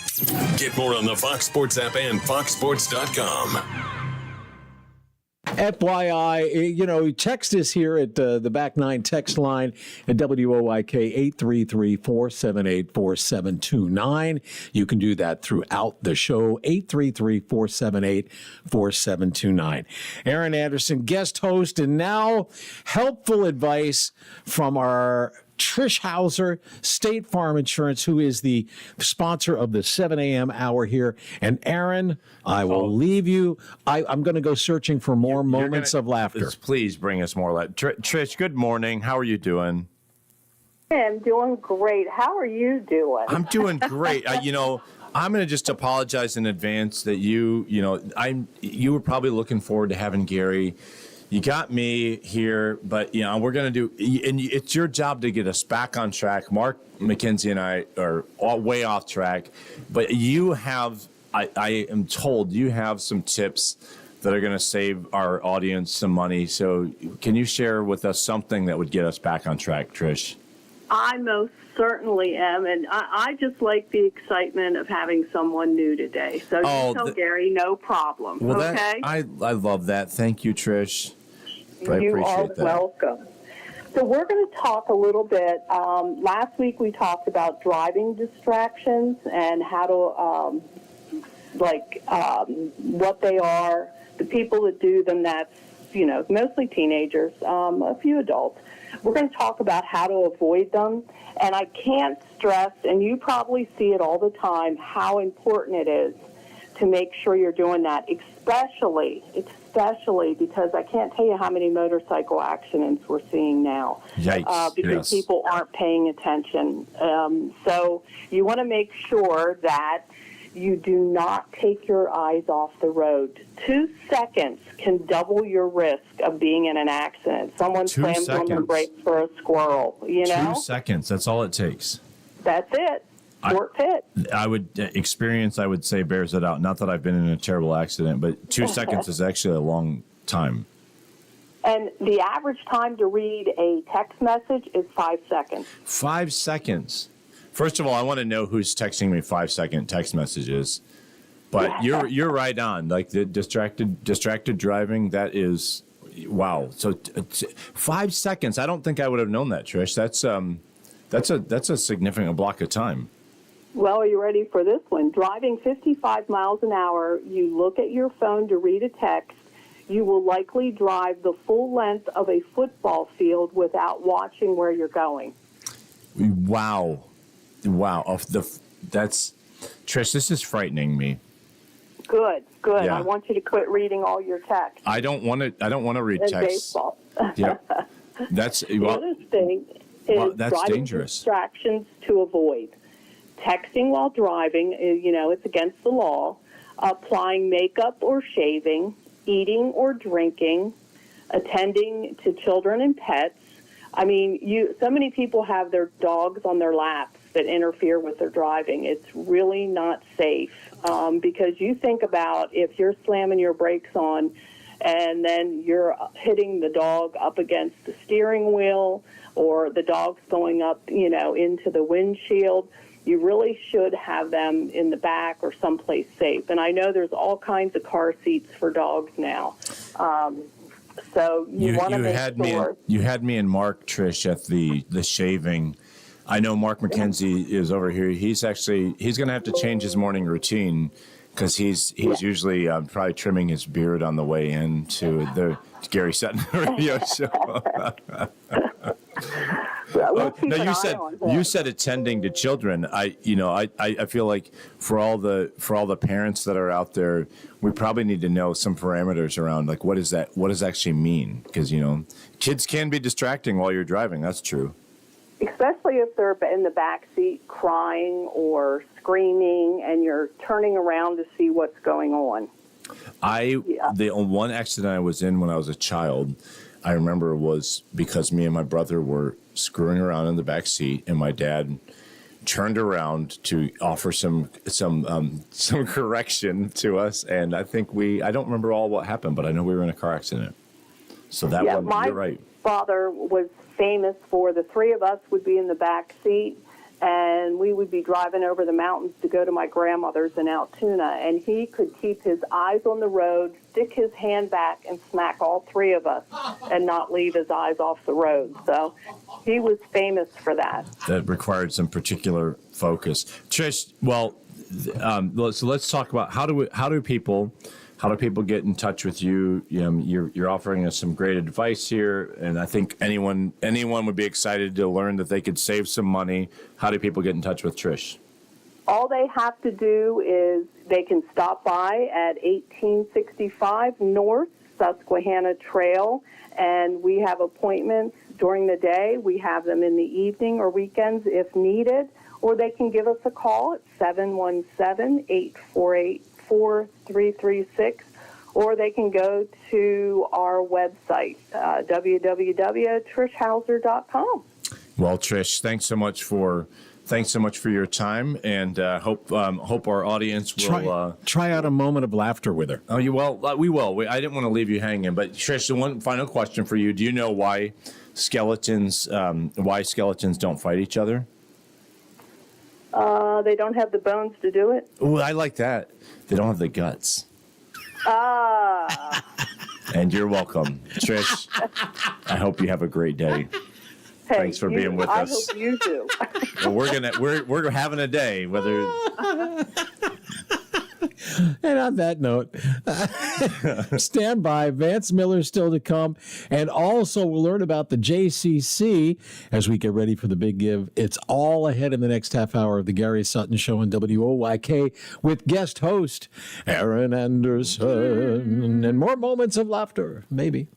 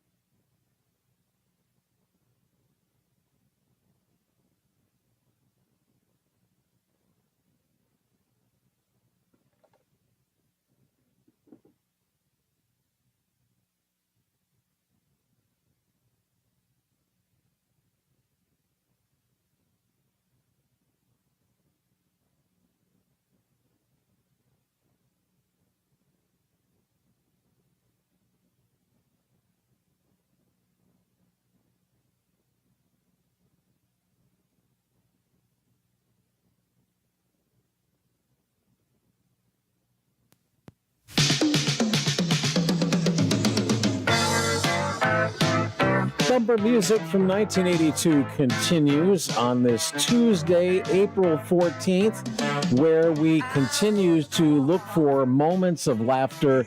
I'm not saying we're going to find them, all right? I think we're finding them. Or do you? I feel like we've stumbled onto a couple things. What do you call fake spaghetti? Fake spaghetti? Yeah. An impasta. Oh my. That's total dad joke material right there. All right. Well, how about this one? Oh, you more? Please, yes. Yeah. Here's another one. Here's a Rodney Dangerfield one. I told my wife, a man is like wine. He gets better with age. She locked me in the cellar. Anyway, all right. We're getting a little. You're laughing at nothing. You're in rare form here, buddy. Well, I just want to. I wish Gary were here just so I could see Gary. How would a Gary? All you would see is eyes rolling. He would just roll. Does he have I don't see anything over here they would throw at you. Nothing. No, okay. he would just roll his eyes. He would just roll his eyes. Yes, he knows I control the mic. So all right. Okay. Anyway, we have a special guest here today. As we do most Tuesdays, Vance Miller with the York County School of Technology, and I will let you, Aaron, take it away. I think we can have a fun conversation. Vance, how you doing this morning? Not bad. How about yourself? I'm doing great. It's good to get a chance to talk to you. Got an important topic, and I was looking through some notes that Gary left for me as I was looking at talking with you. And I'm an educator as well. And one of the things that jumped out at me, I was like, man, I do see a lot of young people who feel stuck. And even people in early career, and they're like, I just don't feel like I'm in the right spot. And you're kind of probably the right guy to be talking about this subject. Oh, yeah, absolutely. I mean, that's one of the main things that we do over there is help people, maybe find that career that they didn't even know they would enjoy until they actually get involved in it. We got to get out there into the workforce and see what we like and don't like, and then we can make a career change if that's what's necessitated, right? Well, I do feel like, as a guy who runs a K-12 school and, watching kids go off to college, we put a lot of pressure on 18-year-olds to kind of pick, especially if they're going the 4-year college route, to pick something, to go into it, and then lo and behold, they get into that field for some reason, and there could be any number of reasons, right? Why they might not enjoy that particular field. Right. Yeah, and that's where career and tech education comes in. Not everybody, there's no easy way to say this, but not everybody is college material or wants to go to college. A lot of people want to work with their hands, right? And that's what we do over there. We cater to the people that want to go out and work with their hands and get that sense of gratitude that they did something. They built something, they created something with their own two hands. Not saying that other jobs don't give you that kind of satisfaction, but it's just not for everybody, And let's be honest, I mean, the plumbers of the world, the electricians of the world, the HVAC guys of the world, sometimes they're the most important people in your lives, depending on what the situation might be, And the one we're talking about today is healthcare, which, is a recession-proof industry. People are always going to need healthcare, and, people are moving through it. They're doing their whole careers, and then they're retiring, and you got to replace them with people. As the communities grow, that means you need more people in healthcare to help out with those situations when they arise. I mean, I'm a cancer survivor myself. I understand the importance of having people that know what they're doing taking care of you. Yeah, and you guys, what specific kind of program? Because obviously, you're right. Healthcare is a huge field. I think it's probably one of the. I'm guessing in York County, probably one of the larger employment base, right? Would be healthcare. You got a lot of hospitals, a lot of big companies in here, WellSpan, UPMC, and so on and so forth. But the one we're talking about today is our LPN programs, our practical nursing. It's a great way to get started into the healthcare field. That individual is kind of somebody between a medical assistant and an RN. They do just about everything that those two do, and they're kind of right in the middle. So it's a good way to get started to decide if, hey, I want to continue on and get my RN and my MSN and my BSN and just, move on right up the chain. actually had them backwards. I guess it was BSN, MSN. But anyway, you get the point I'm trying to make. It's a great career path, and it's something that's always going to be there. You know, and if you're somebody who truly cares about people, I'll give you an example. My daughter went through the LPN program at a career and tech center, and she is now doing home health care. Where it's very individualized. She becomes friends with the family. It's, you know, she works with one person that has special needs, and she loves that kind of work. And not everybody would, but, you know, there's something that she's passionate about, and she took the initiative, and she enjoys doing what she's doing. And I think a lot of people who out there want to help people, this is the career path to take. Well, an LPN, let me put you on the spot with this one and just ask you. So an LPN, you said it's not quite to the level of the RN, but it's more than a medical assistant. What's the, you know, for starting, like what's a wage range for an LPN these days? Well, they're probably somewhere in between the 40,000 to 50,000 range. Depending on where you're at, I mean, you might generate more money than that. Yeah, but but your particular program, all right. So talk to me about how long. What does it look like? How long does it take to become an LPN? So it's a 1,500-hour program. All right, it's a state board run organization, so it's state board certified. It gets you geared up to take that NCLEX exam, which is your licensure. That's what that gives you the license to go and practice with the medical field. And it does everything. They do clinicals where they're out there actually working in the hospital side by side with RNs. It might be in a home health care industry. It might be long-term care facilities, you know, retirement homes, passing out meds. Any of those things are involved in that. But the clinical parts, Gary and I always talk about how that's the hands-on piece. Right. That's when you're getting out there and you're actually, you know, doing the job around people who do it every day and learning the little ins and outs and the intricacies and really getting a feel for if that's what you want to do. So you guys, Vance, will have a lot of it. I mean, your ideal target really, like you've got a lot of adult learners, right, who probably are currently like working in jobs and need to be working in a so you know, talk about flexibility of the program. Like what's that look like for that adult learner? Well, because the LPN program is so stringent, there's a lot there. You're learning a lot of information in that 1,500 hours. It's pretty demanding. It's a 5-day-a-week daily, you know, from 7:30 to 3. And you have to be there. You can't miss any time because, like I said, it's a fast-paced program. Some of these LPN programs are, you know, 18 months or 2 years, whereas this one here, you're doing it in 11 months. Oh, so this is 11. So 11 months. But I think that block of time though is a good tight window of time. I think people, especially adults, can look and say like, okay, can I figure this out for 11 months to get? Exactly. It's a good career step, right?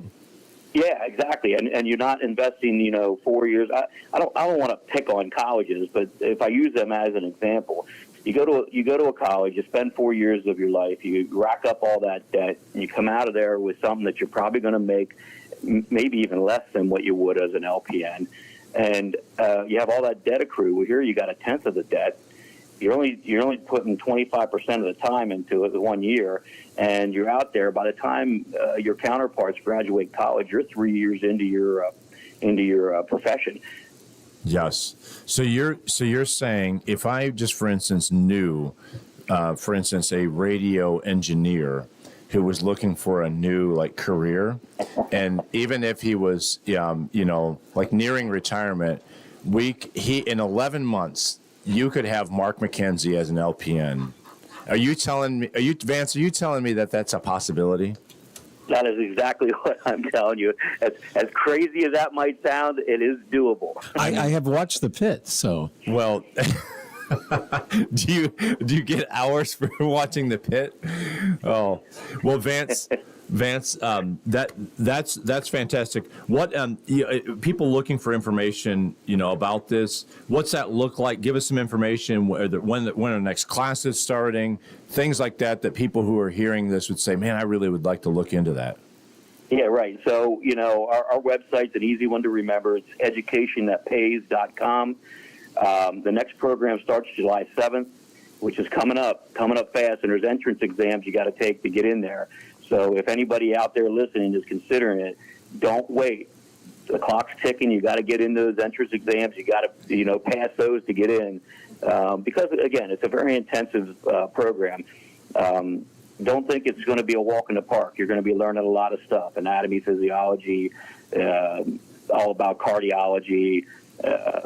There's probably 20 more different things going on there that I can't remember them all, because obviously I'm not an LPN. But it's a great career path. You go to educationitpays.com, look it up, ask for more information, call in, talk to our admin assistant over there that handles the PN program, get all the stuff you need, get it underway, come on down. You can call us also at 717-747-2030 and get hooked up with her as well through the phone. And if maybe LPN ain't your thing, we got a bunch of other stuff starting up too. Click on there, see what something maybe tickles your fancy. But the LPN program, a great way to become a true professional in less than a year in a career that is, in high demand, that has high earning income. Yes. And a career path that you could just stay on forever, and actually you could go anywhere and do this stuff, right, Aaron? Right. People in Hawaii need health care too, so Well, you really, in Hawaii and be a nurse, right? Man, you really turned up the incentive there.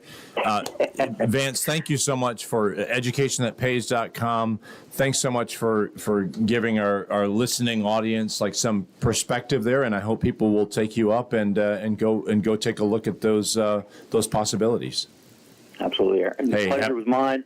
Enjoy the rest of your day. You too, Vance. Take care. More moments of laughter. Well, wait a second. He had me at Hawaii. Now I'm thinking about becoming an LPN and moving to Hawaii.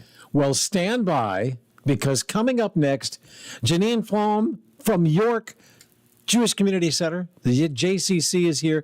All the things they do in the community. We're going to find out more as we get ready for Give Local York, to let you know that there are great organizations in York doing all kinds of work.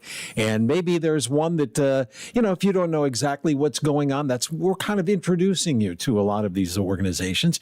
And we'll find out more after we take a quick break. Aaron Anderson, the guest host of the Gary Sutton Show, all day. Gary will be back, by the way, tomorrow on WOYK.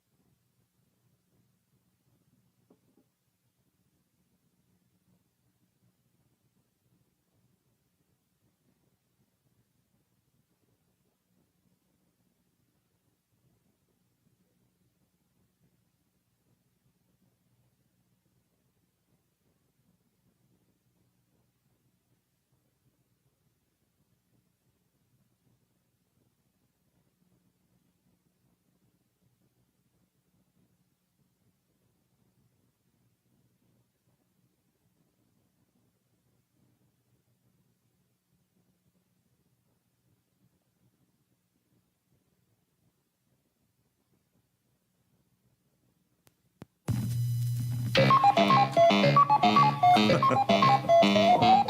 this a blast from the past? This is a blast. 1982 Pac-Man Fever. I don't even remember the name of the. Who was? I don't remember the artist. I have no idea. It doesn't matter. Anyway, let's. We're prepping everybody for Give Local York by learning about different organizations in the York community. And since we're downtown here, a lot of folks walking over, showing up, and that's great. Just like our guest this morning, Aaron Anderson. Go. Oh man! Well, this is awesome here, and actually, it's great to have someone that is in person with us here. So Janine Flom from York JCC, and we're going to talk this morning just for a few minutes about JCC, about Give Local York. But Janine, why don't you just get started by telling us about what is the JCC? Okay. Well, thank you for having me. I am so happy to be here. The JCC, for those who don't know, we are a nonprofit hub in the community. We really just are there to bring people together through wellness, education, and connection and community support. Many people, when they hear JCC, they think of our fitness center or aquatic center, and we're much more than just a gym. We actually provide a wide range of programs and services, a place where individuals of all ages gather and they build relationships. They feel a genuine sense of belonging there. And so it's the sense of connection that's really at heart at everything we do. I love that. JCC, you all have a great reputation. I've known a number of folks who are members there, and you do. But you're right. You do so much more than you're so much more than just a gym and swim, right? We are, yes. Yeah. Yeah. So let me ask you this: if somebody looks at the JCC and says, which I know would be common, say, "Well, I'm not Jewish. Can I go to the JCC?" Oh, absolutely. The JCC is open to everyone. We have that big banner. Everyone is welcome. In fact, most people who walk through our doors every day are not Jewish. And what really makes us unique is that the majority of the people we serve, even our staff, are not Jewish. We are grounded in Jewish values like inclusion, respect, and caring for others. And those values really resonate across all backgrounds. So our goal is simple. We create a welcoming space where everyone feels that they can belong. And you all do so much in the community. And Janine, I think your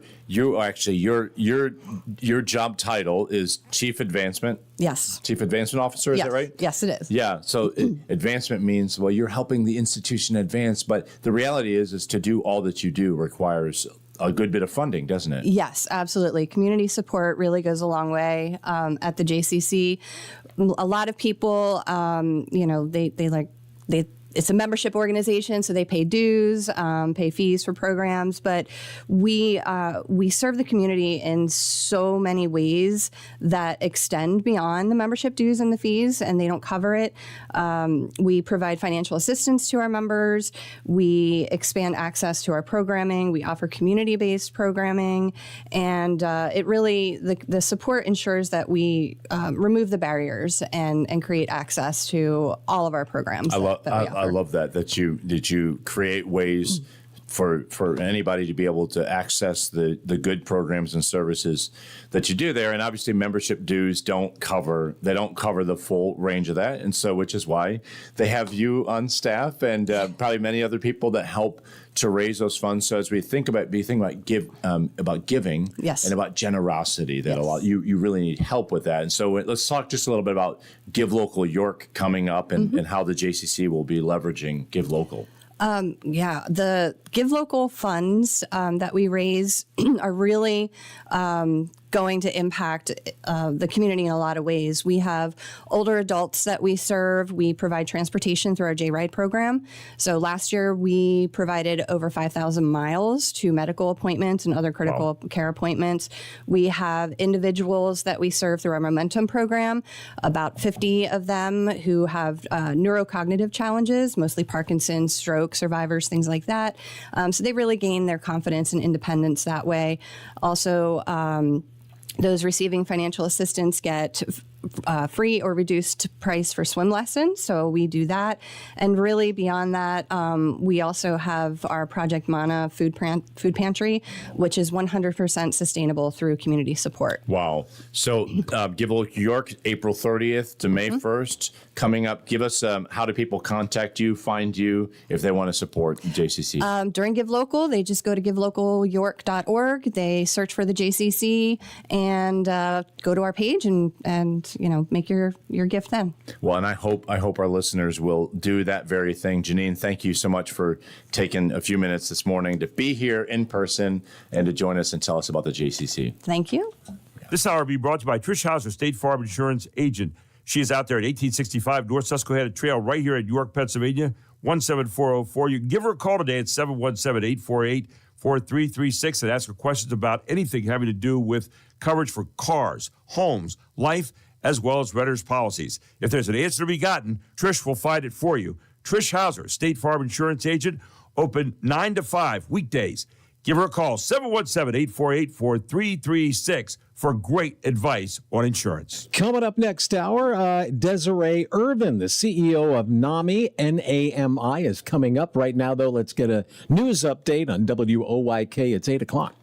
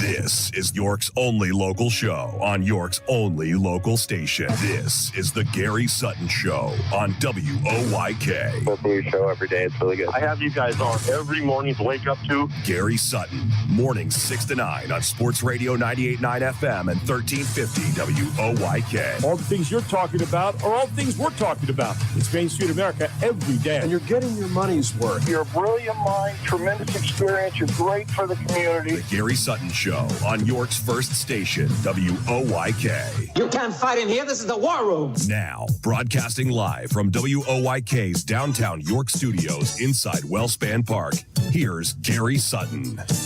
Aaron Anderson, guest host today. Yeah, go ahead. That's people are that's just so disappointing. You hear this is Gary Sutton, and then this voice comes out at you. Yeah, from the golden Gary Sutton microphone. It's hard to believe. It is golden. How does one fill this slot? Well, you do it with repartee, dazzling repartee. Dazzling.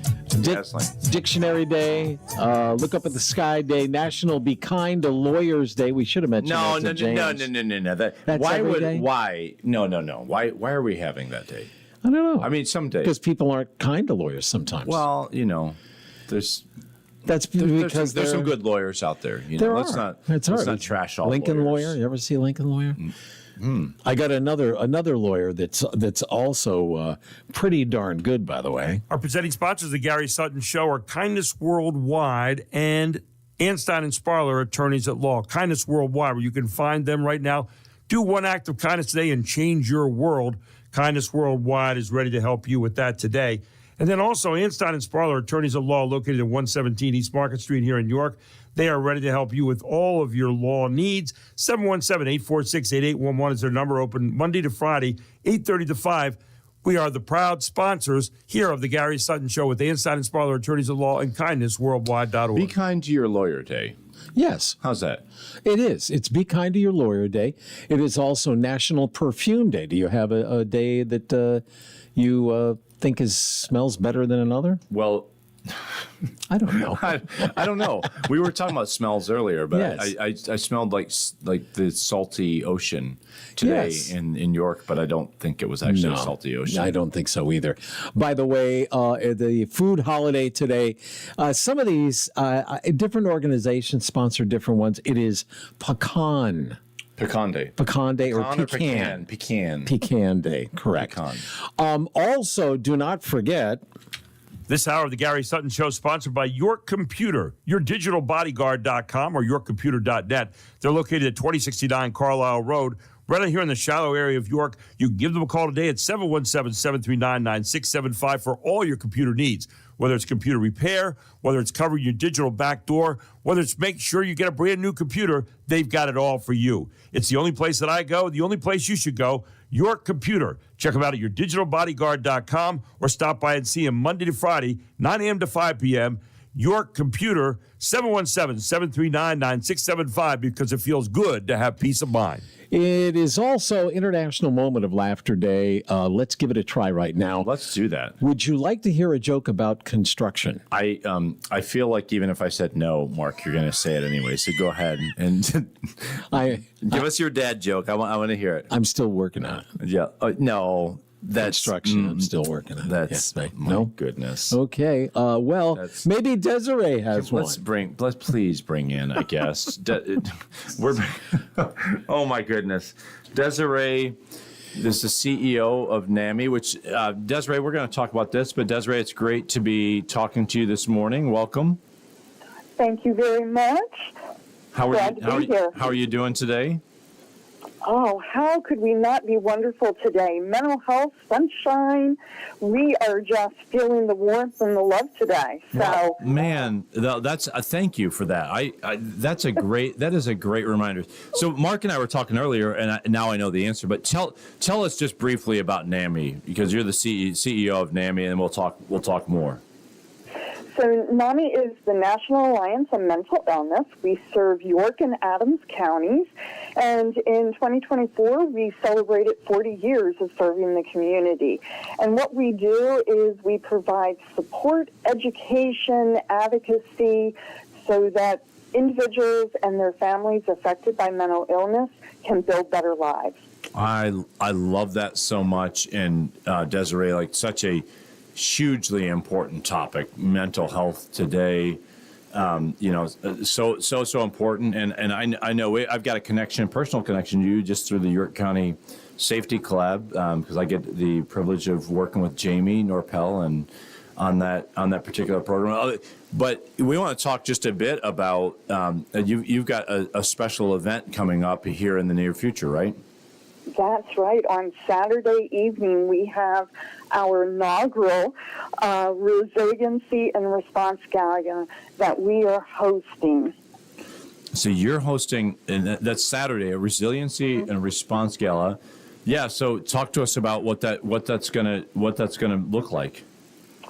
Well, NAMI is a core partner of our CIT program here in York County and also Adams County. And so what we're going to be doing that evening is not only eating well and dancing and having a great time, but we are going to be recognizing 4 individuals for their outstanding commitment and work that they're doing in the community related to mental health. Well, that's awesome.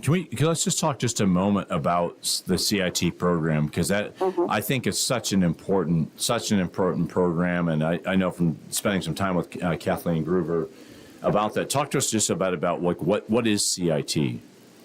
So CIT stands for Crisis Intervention Team, and it is a community partnership built between law enforcement, mental health professionals, individuals and their families living with mental health issues, and the community at large to really train first responders to better respond to a 911 mental health call.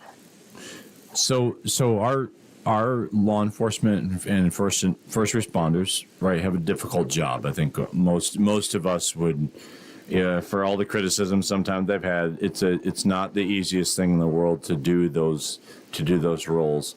And the CIT training, as I understand it, it really is sensitizing them and helping them when they go into particular responses, and when someone is facing a mental health sort of crisis, they're able to deal with that particular crisis in a much more customized way than they would deal with just say any particular instance. Anything particular as you've seen that training, you're aware of it, that I think is just good for the anytime we can make the public aware of what that looks like, I think is really helpful. What would you say, Desiree, are some of the things that you love about the CIT training? Well, I think first and foremost, the CIT training uses real scenarios from calls that we go through when we put our officers, through the learning process of what they've learned through that 40 hours.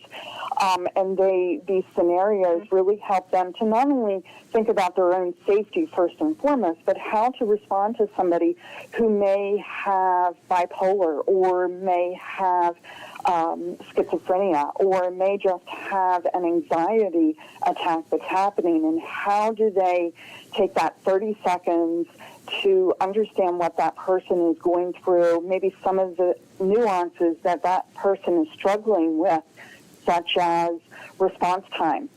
Too many questions too fast, that person's not going to be able to respond. So this training really helps the officers to slow down, take it from a safety standpoint, but also show that empathy and compassion for that person that's going through that crisis. Right. I mean, you hit on so many important things there. So, you're obviously officers showing up on scene. There's a particular situation, and just the ability to slow down, to show some empathy. But the reality is, there really are a number of mental health conditions that these officers are going to have to be trained on. What is it? CIT training. What does it look like? Like how long are these officers trained? In these particular this particular understanding. So what we do is a 40-hour week of training, and they start off very slowly with a lot of videos and things on Monday, but as they are progressing through the week, they are hearing from other community partners coming in and explaining what is dementia, how that might look, how to respond to that person who has dementia.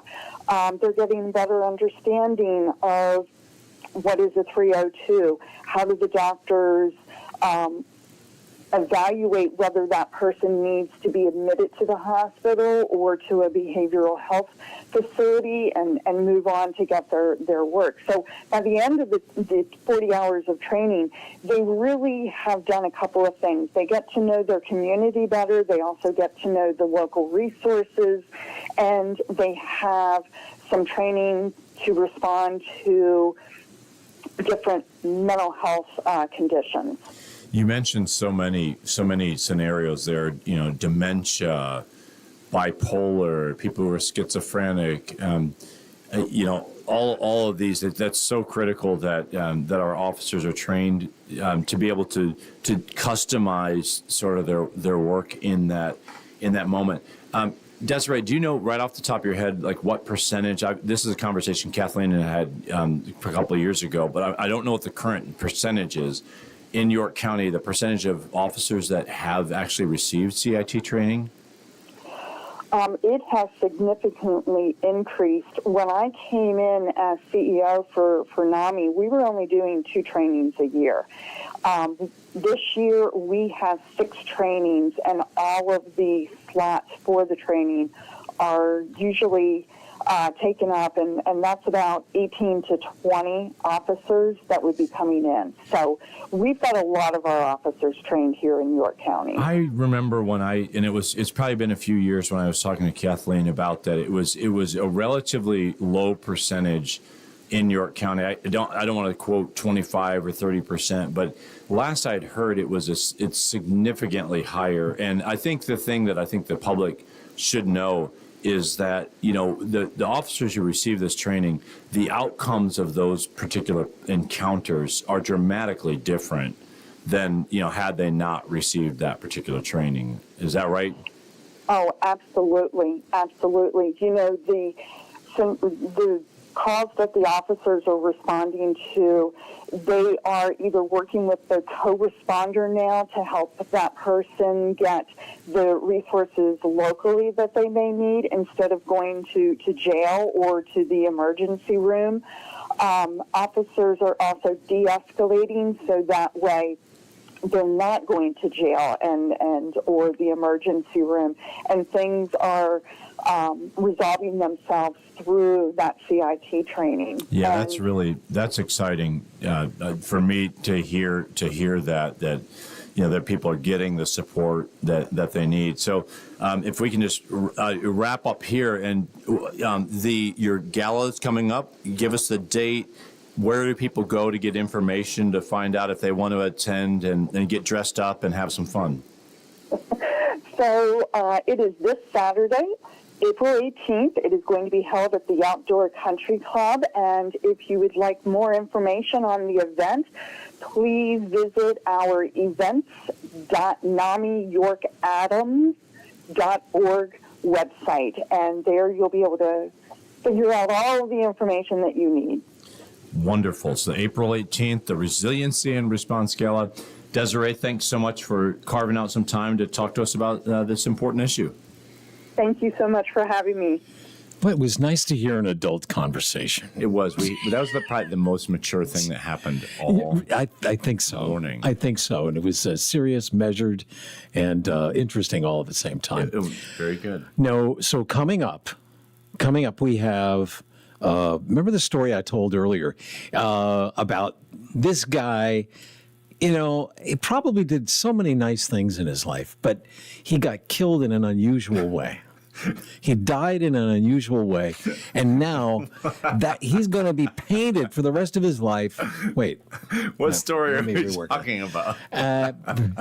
You know, the fear of the life and times of Mark McKenzie. Yes, and another one is this guy who has been arrested, and this is a serious story, partly All right. How can I change a story from serious to stupid in just a couple of words? You can do it, Mark. I can. I trust you. This guy was arrested for a stabbing. Pretty serious, right? But wait till I tell you what he was wearing when he stabbed the person. That's the only reason. Waiting with bated breath. That's it. It's the only reason you're even hearing the story. And of course, there were two hugely famous events that happened on this date. We spent a little bit of time with one of them, the first one, earlier today, and we're going to spend a little bit of time on the second one, which is coming up next, right after the break. In details. Oh, probably. And stand by. It is the Gary Sutton Show. Aaron Anderson, guest host. It is 8:20.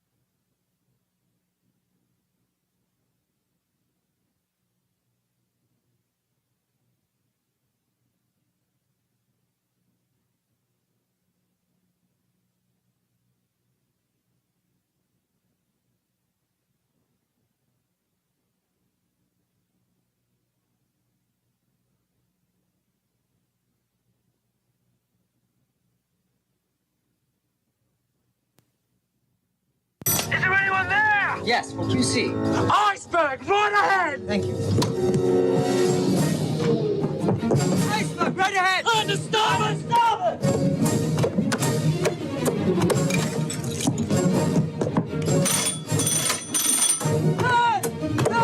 Stop me! Hey! Pull us down! Hold over! Hold that over, sir!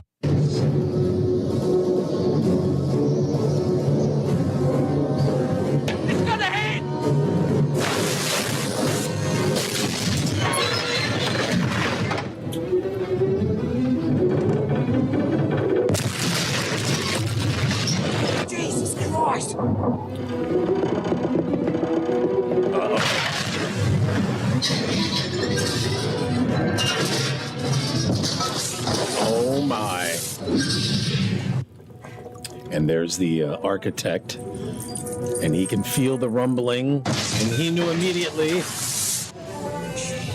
And it's... And now they're trying to go around it, but it's not working. And of course, it was on this date in 1912. The unsinkable Titanic collided with an iceberg on its maiden voyage. And then early on the hours, next hour, it was this date, because it only took a few hours. 716 passengers survived, but over 1,500 drowned in the icy water, including Jack. I feel like when Gary Sutton is sitting and listening to the show when you and I are doing it. Yes, he's having a heart attack. He's feeling like that sound of the Titanic, the iceberg ripping the. I feel like that's what he's feeling. Is that right? He's feeling like it's going down. And he's like, this show is dead. Well, but alas, it's not. Mark. It is not. It is not. You said you just watched this movie over the last weekend. My kids have never. I have young kids that have never seen this, and I would say 98% of the movie is appropriate for younger. That's true. Kids. There might be a scene you have to skip through. Where you go. But, it's a. So what was their perceptions? I think at first they thought this was going to be a boring show, but it was captivating, right? It's a great movie. I enjoyed watching it again. There aren't many movies that families can watch together these days. That can be a challenge, unfortunately. But I will tell you, I inevitably just search Parents Guide, IMDb, go look at a movie, and just see what are my kids going to be exposed to before I go. Oh, that's a good idea. Turn this thing on. Right, and so you enjoyed the. What did they have any comments afterwards? Did they wow? What's funny, Mark, is they wanted to watch the movie. We're going on a cruise this summer. Oh yeah, and I'm like, of all the movies you should watch pre-cruise, you don't watch the Titanic. Well, but I'm an awesome parent, Mark, and so we watched it. So how many cruise ships do you hear about sinking now? Well, that's unfortunately, Mark, you kind of sound like the guy who built the Titanic. No, if you watch the Titanic, if you watch that movie, you realize that they didn't have enough lifeboats to save everybody. If they had enough lifeboats, everybody or most people would have been saved. But and why do we have now enough lifeboats? One of the first things you're going to do. Have you been on a cruise? It's changed, Mark. I've been I will say that I've been on a couple. Okay. And what's the first thing? One of the first things they do. It's changed though. It's not as you good. Don't think it's not as good as it used. They used to take you to the boat, show you where it was. Yes. Now you go down into a section and they're like, well, this is where you would meet. Right. And I'm like, look, if the thing's sinking, and I'm not coming down here, right? You can find out more. I mean, I probably should. I'm not saying I'm right, Mark. Yes. I don't. No. Hopefully, none of your listening audience is listening to me and being like, "Yeah, the Anderson guy's right." When they call and tell you to go to the station, don't go there. Don't listen. Listen to the guy who doesn't know anything about sinking ships. All right, let's do the story about the good cow. Heavens. Let's do a story about the cow. Oh wait, did I mention a cow? No, I didn't. You didn't mention a cow. I mentioned a stabbing. You mentioned the stabbing. And everybody was ready to hear about the stabbing. All right, here we go. Drowning and stabbing. This guy is arrested for stabbing. The 47-year-old man is charged with lunging at a relative with a knife, then smacking the person with his car door while trying to get away. Albany County Sheriff Craig Apple says the man was still dressed as a cow when Rotterdam, New York cops rounded him up. No one is saying exactly why he was wearing the bovine costume, only that he's known for his bizarre behavior.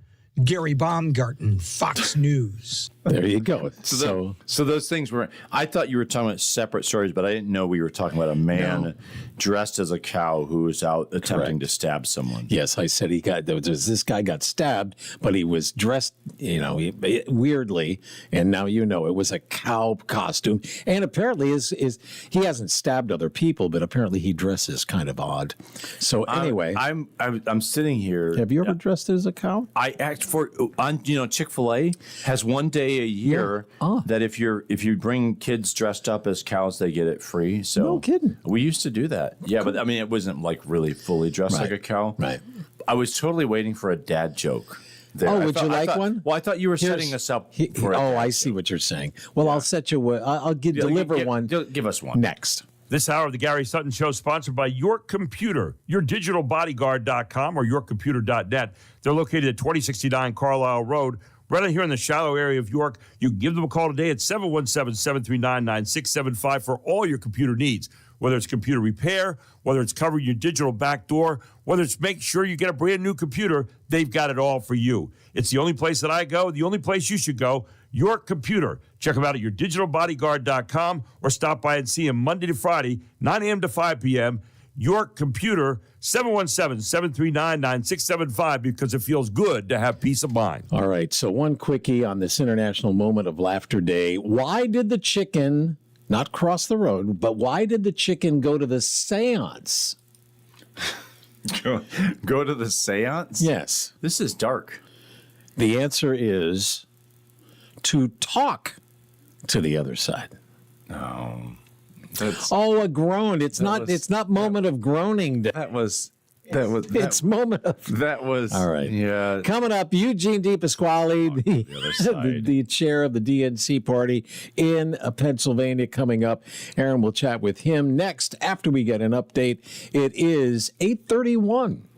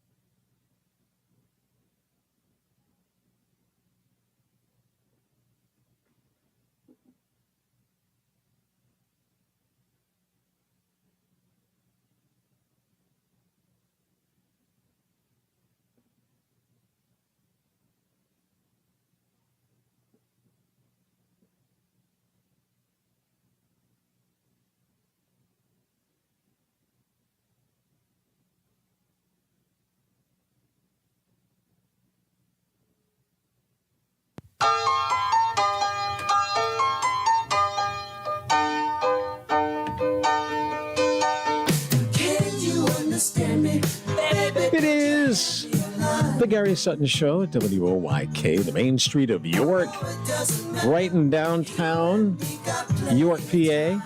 And with one of its movers and shakers, guest host Aaron Anderson here, wrapping up the last half hour. I thought you were going to. I thought that was Eugene.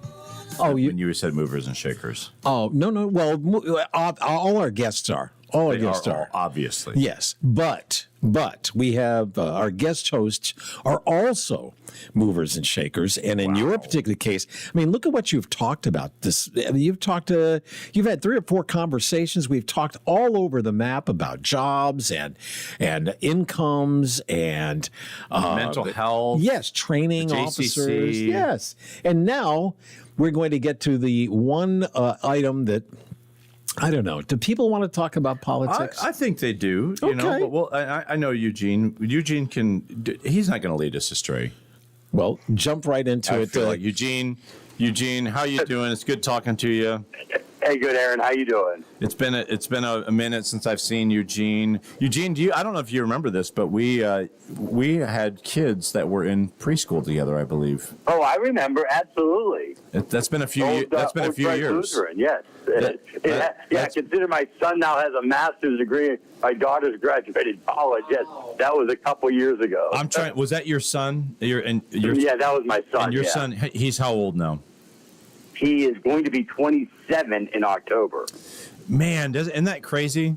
27. That seems like a minute ago some days. Well, my son now has a child, which has made me a grandpa. So, you're a young grandfather, but still. Well, it's one of those things that's true. The grandfather part is true. I'm not, the young part, not so much anymore. But and also one more thing, Mark. Eugene was responsible. He was doing. I think you were doing P90X, and convinced me to get started on P90X, and I did. Eugene DePasquale did that. Yeah, that started your the locomotive going on that. Man, that was a thing. That's actually what got me to actually finally be able to do pull-ups was P90X. So thank you, Eugene. It is people sometimes make fun of it because Tony can be a little goofy, although I think he's funny. But that is a great entryway for people to really get dialed back in on their fitness. I think so. And now I've been able to maintain this amazing physique that I have, Mark, because of Eugene DePasquale. Isn't that great? Eugene, well, let's talk about something that's serious. What is going on? I mean, there's always something going on in the political realm, but anything in particular that you're dialed into, and you say, man, I wish we were talking about this particular issue. Well, the thing that I don't think enough people are talking about that I think people should because of all and I don't want look, obviously the Iranian situation, gas prices, et cetera. But the absolute crisis we're having in healthcare right now, I think is something that we should be talking more about. The absolute explosion in the cost of premiums. We had made significant inroads in people getting health insurance. Now a lot of people are dropping it because they simply can't afford it. So I think that is something that people should be talking more about. My goodness, that's such a huge issue. When you think about healthcare, and the interesting thing about that issue is it's so personal to every single person, and you would think, right, that more people would be talking about it. Yeah, I see this certainly, with my kids now as they're now adults and on their own plans now, or at least my son is, my daughter still on the family plan, and the reason why she's on the family plan is that a lot of these newer plans just don't cover a lot. And the absolute, and I've seen this even just with my own situation, every year goes by, either the copay goes up or the amount of things that gets covered is less. Every year there seems to be some change, and it's never to the benefit of the consumer. I couldn't agree with you more. I'll say, as the CEO at Logos Academy, as much as our folks that help us broker insurance, my business manager knows that Aaron Anderson is probably going to be in a bad mood at least one day of the year because they're going to come in and they're going to tell us that the premium overall has gone up 25 or 45%, is some crazy amount. And they'll work to kind of bring it back down, but it just far outpaces the cost of healthcare, far outpaces the cost of living. And you're trying to raise employees' wages, and at the same time, you're wrestling with this. It is infuriating to deal with from a business standpoint. And here's the thing, and I mean, look, I obviously, have, a perspective on this. I'm sure you do as well. But the thing that is undeniable is that as a country, we're not getting healthier. And so you mix these two things, which is the cost continues to go up. But if you look at the overall data, I'm not saying no individual is getting healthier. Right. But if you look at the overall health of people in the United States, we are heading in the wrong direction while the costs continue to go up. And I just cannot make heads or tails of that. We are not getting back what we are paying for. And that doesn't mean we don't have great doctors and nurses and that type of thing. This isn't a criticism of doctors and nurses specifically, but the overall system costs way too much and we get way too little back in return. Well, and you made it, that's an interesting connection there too, because you were simultaneously, I think as a society, right, I don't have the data in front of me, but I would venture to guess that we're probably more sedentary than we should be. Yes.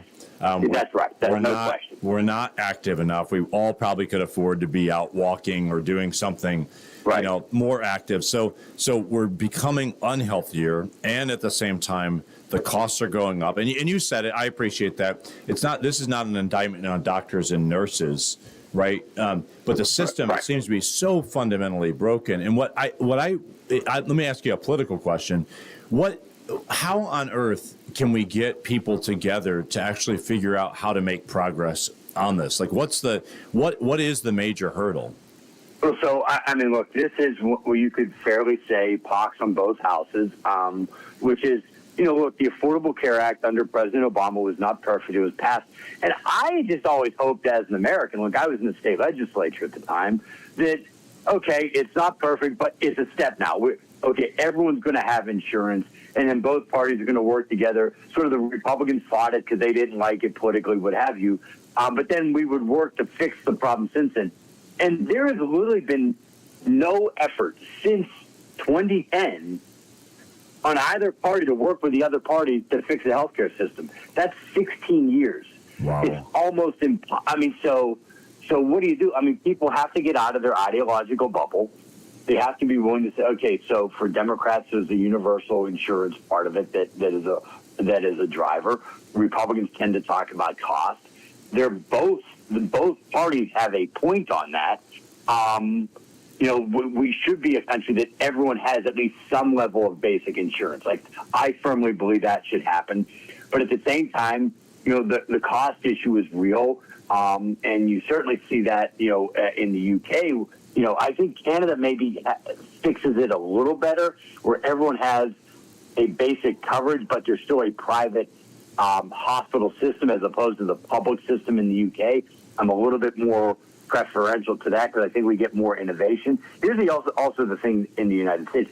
We have some of the best trauma care. We are the best at trauma care in the world. We're horrible at the basics. So we have this weird mix in the United States where if you have something majorly wrong on you and you need some real surgery, or there's a gunshot wound, or you were in a horrible car accident, there's no place in the world you want to go other than a major U.S. hospital. We've got the best surgeons, the best nurses, the best trauma care in the world. We just don't do the basics right on getting people overall basically healthy. And so it's not just about the health insurance, although that's a part of it, but it's also getting people out being more mobile, walking, more physical activity as well. Well, I think it feels like this is one of those complex problems that has a lot of sources of things that need to be solved. Yeah, there are things that people need to be doing, right? We do need to be more active. We probably should pay a little better attention to our diet, right? And the kinds of things that we eat and consume. I'm preaching to myself here, by the way, Eugene, not to the listeners, right? But when you say 16 years since there's been any serious conversation on that, that to me should shock voters. Right, absolutely. And here's another thing, and this is going to make, both the left and right a little bit uncomfortable. We talk about the U.S. had been heading, and now I think it's stabilized a little bit, and COVID was a part of this, heading in the wrong direction on life expectancy. But in the U.S., actually, if you get to, I think it's age 60 or 65, we get back to, being one of the leaders in the world in life expectancy if you get to, age 60 or 65. Wow. The challenge is that we have so many more people die at a younger age. And this is going to make the left and the right a little bit uncomfortable. So first of all, no other country in the world has as many firearm deaths as it happens in the United States. And I'm not talking about just overall number, but per capita. Nobody's close. We also have a higher infant mortality rate, particularly among people of color. And we also have, again, a per capita drug overdose problem. Right. And I don't mean to say take away those three, but those three are why we have, in the last 10 years, headed in the wrong direction on life expectancy. Because we again, per capita, I'm not talking about just overall number, per capita on firearm deaths, infant mortality, particularly people of color, and drug overdose. Those three things have driven why we have fallen backwards on life expectancy.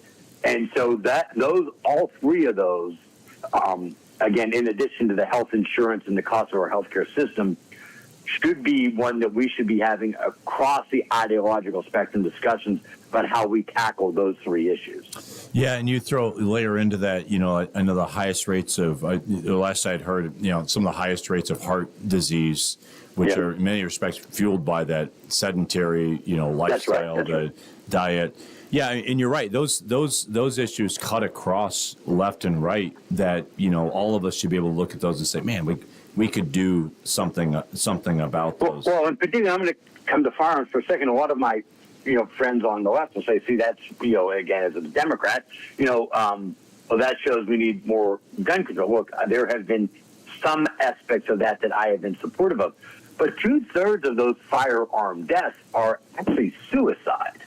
Which then gets you into the whole complex nature of, mental health, et cetera. So, again, mass shooting, obviously a concern. Anybody that shoots anyone and kills them, it's a concern.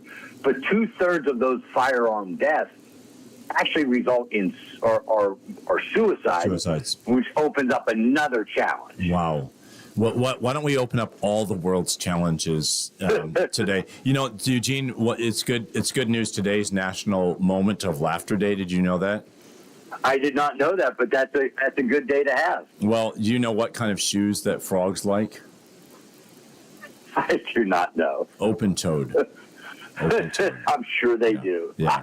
Eugene, man, it's good talking to you. I wish I was seeing you in person, but thanks for taking some time to carve this out. And I do hope we will get people thinking about this important issue. Hey, you got it. And thanks for reminding me how long ago it was our kids were in daycare. Take care, Eugene. You got to be well, Aaron. Thanks so much. That was great. Very interesting. And conversation about healthcare and being healthy. RFK wants to do that too, but, it's always about details and science. And it's all details. Yeah, Mark, I was thinking the other day that I'm afraid for the calendar. Mm-hmm. Do you know why? No. Because its days are numbered. See, I like that. See, come on, Very Mark. good. There you go. Very good. Well, stand by. We've got another moment of laughter next as the Gary Sutton Show about to wrap up for Tuesday, and with guest host Aaron Anderson. Stand by.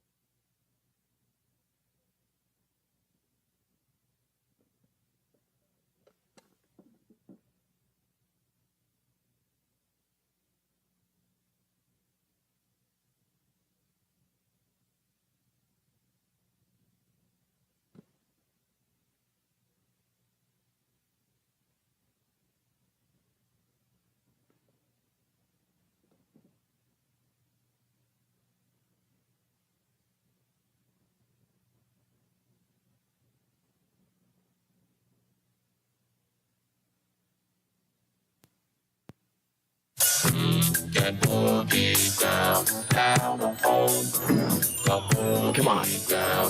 Gary's going to be really upset that he missed this. He loves this song.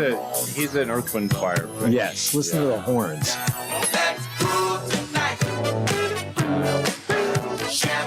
Oh, I used to love this back in my disc jockey days. Some horns, you know. Yes, right? Earth, Wind, and Fire. Let's groove tonight. We have just a few minutes left of the show today. Any initial reactions? It hasn't any different than the last couple of times you've been here? No, this is. Do you know what you call a factory that makes okay products, Mark? I do. No, you don't, Mark. Come on. What is it? Satisfactory. Satisfactory.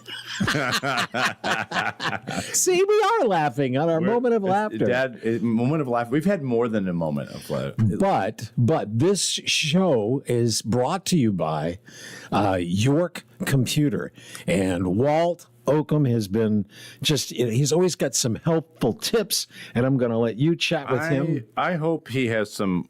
I trust he does. Walt, it's good to talk to you. Thanks for spending some time with us this morning. Sorry, I'm not Gary Sutton. Hey, good morning. No problems at all, Aaron. Yeah, so talk to us. You know, tips of the week. Like, what's the tip of I heard one, but I want to hear yours first. Well, we are specializing this week in dark web reports. We're giving away free dark web reports for our customers to let them know if there are passwords out there floating around on the internet. Wow. That is so. Let's go ahead and that's a call to action. How would somebody access that? So they want to find Mark. I'm looking at Mark McKenzie. He's over shaking. Yes, terror. I want to know more. His passwords on the dark web. How does he get access to that? Really easy. Just send us an email. Say you're interested in the free dark web report. We'll pull it together for you, and we'll send it back to you. I was just going to post Mark's passwords on Facebook and let you look at them and then tell me whether they were good or not. It's 1, 2, 3, 4. That would not be good. Hey, so I think I just saw. Is this accurate? Is the FBI is telling people to reboot their home routers? Is that something you guys are talking about?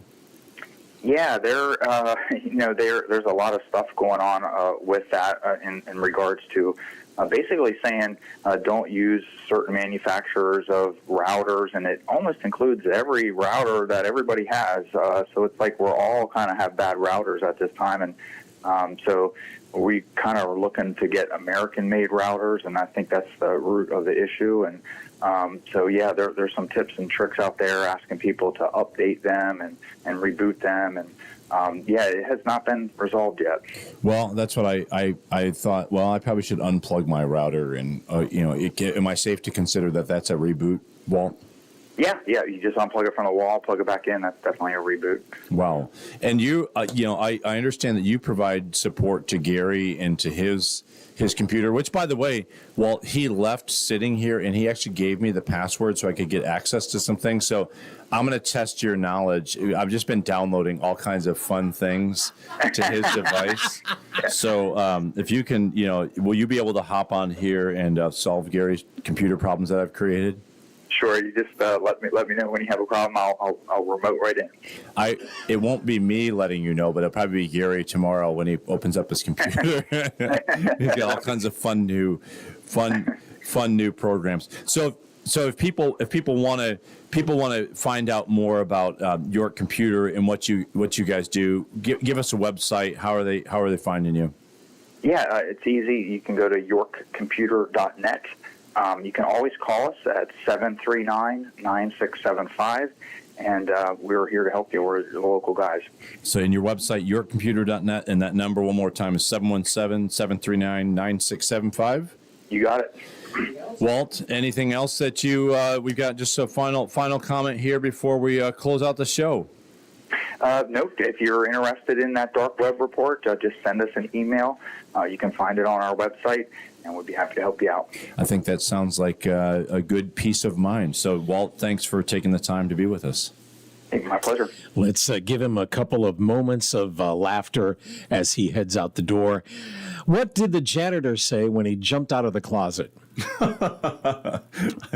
Supplies. See, you got it too. We're looking at the same. Yeah, I think so. How about this one? I was going to tell a time travel joke, but you didn't like it. Oh. Yeah. That's another. I only know 25 letters of the alphabet. 25? Why is that? I don't know why. I don't know. Thanks. Anyway, Aaron, it has been wonderful being with you today. Wonderful. What are you going to do for the rest of the day? Man, my calendar unfortunately is pretty full for the rest of the day. Like, what are you doing? I have I'm going to go to Logos Academy, which is always great to be at Logos Academy.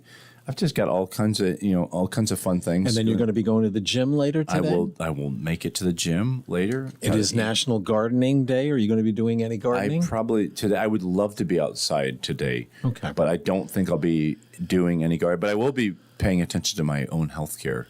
Excellent. Today, hopefully. Maybe I can get a walk in somewhere. Good luck. Yeah. We did, how about this? Things that you didn't know. How about... Well, there's a lot of things that I don't know. The left lung is smaller than the right lung. And that's because the left lung has two lobes, whereas the right lung has 3. And now you can say bye-bye. I did not know that. That's enough. Goodbye, Aaron. Goodbye. Thanks for coming in. Gary's back tomorrow. Good to be with you. WOIK. Yes, it's 9:00.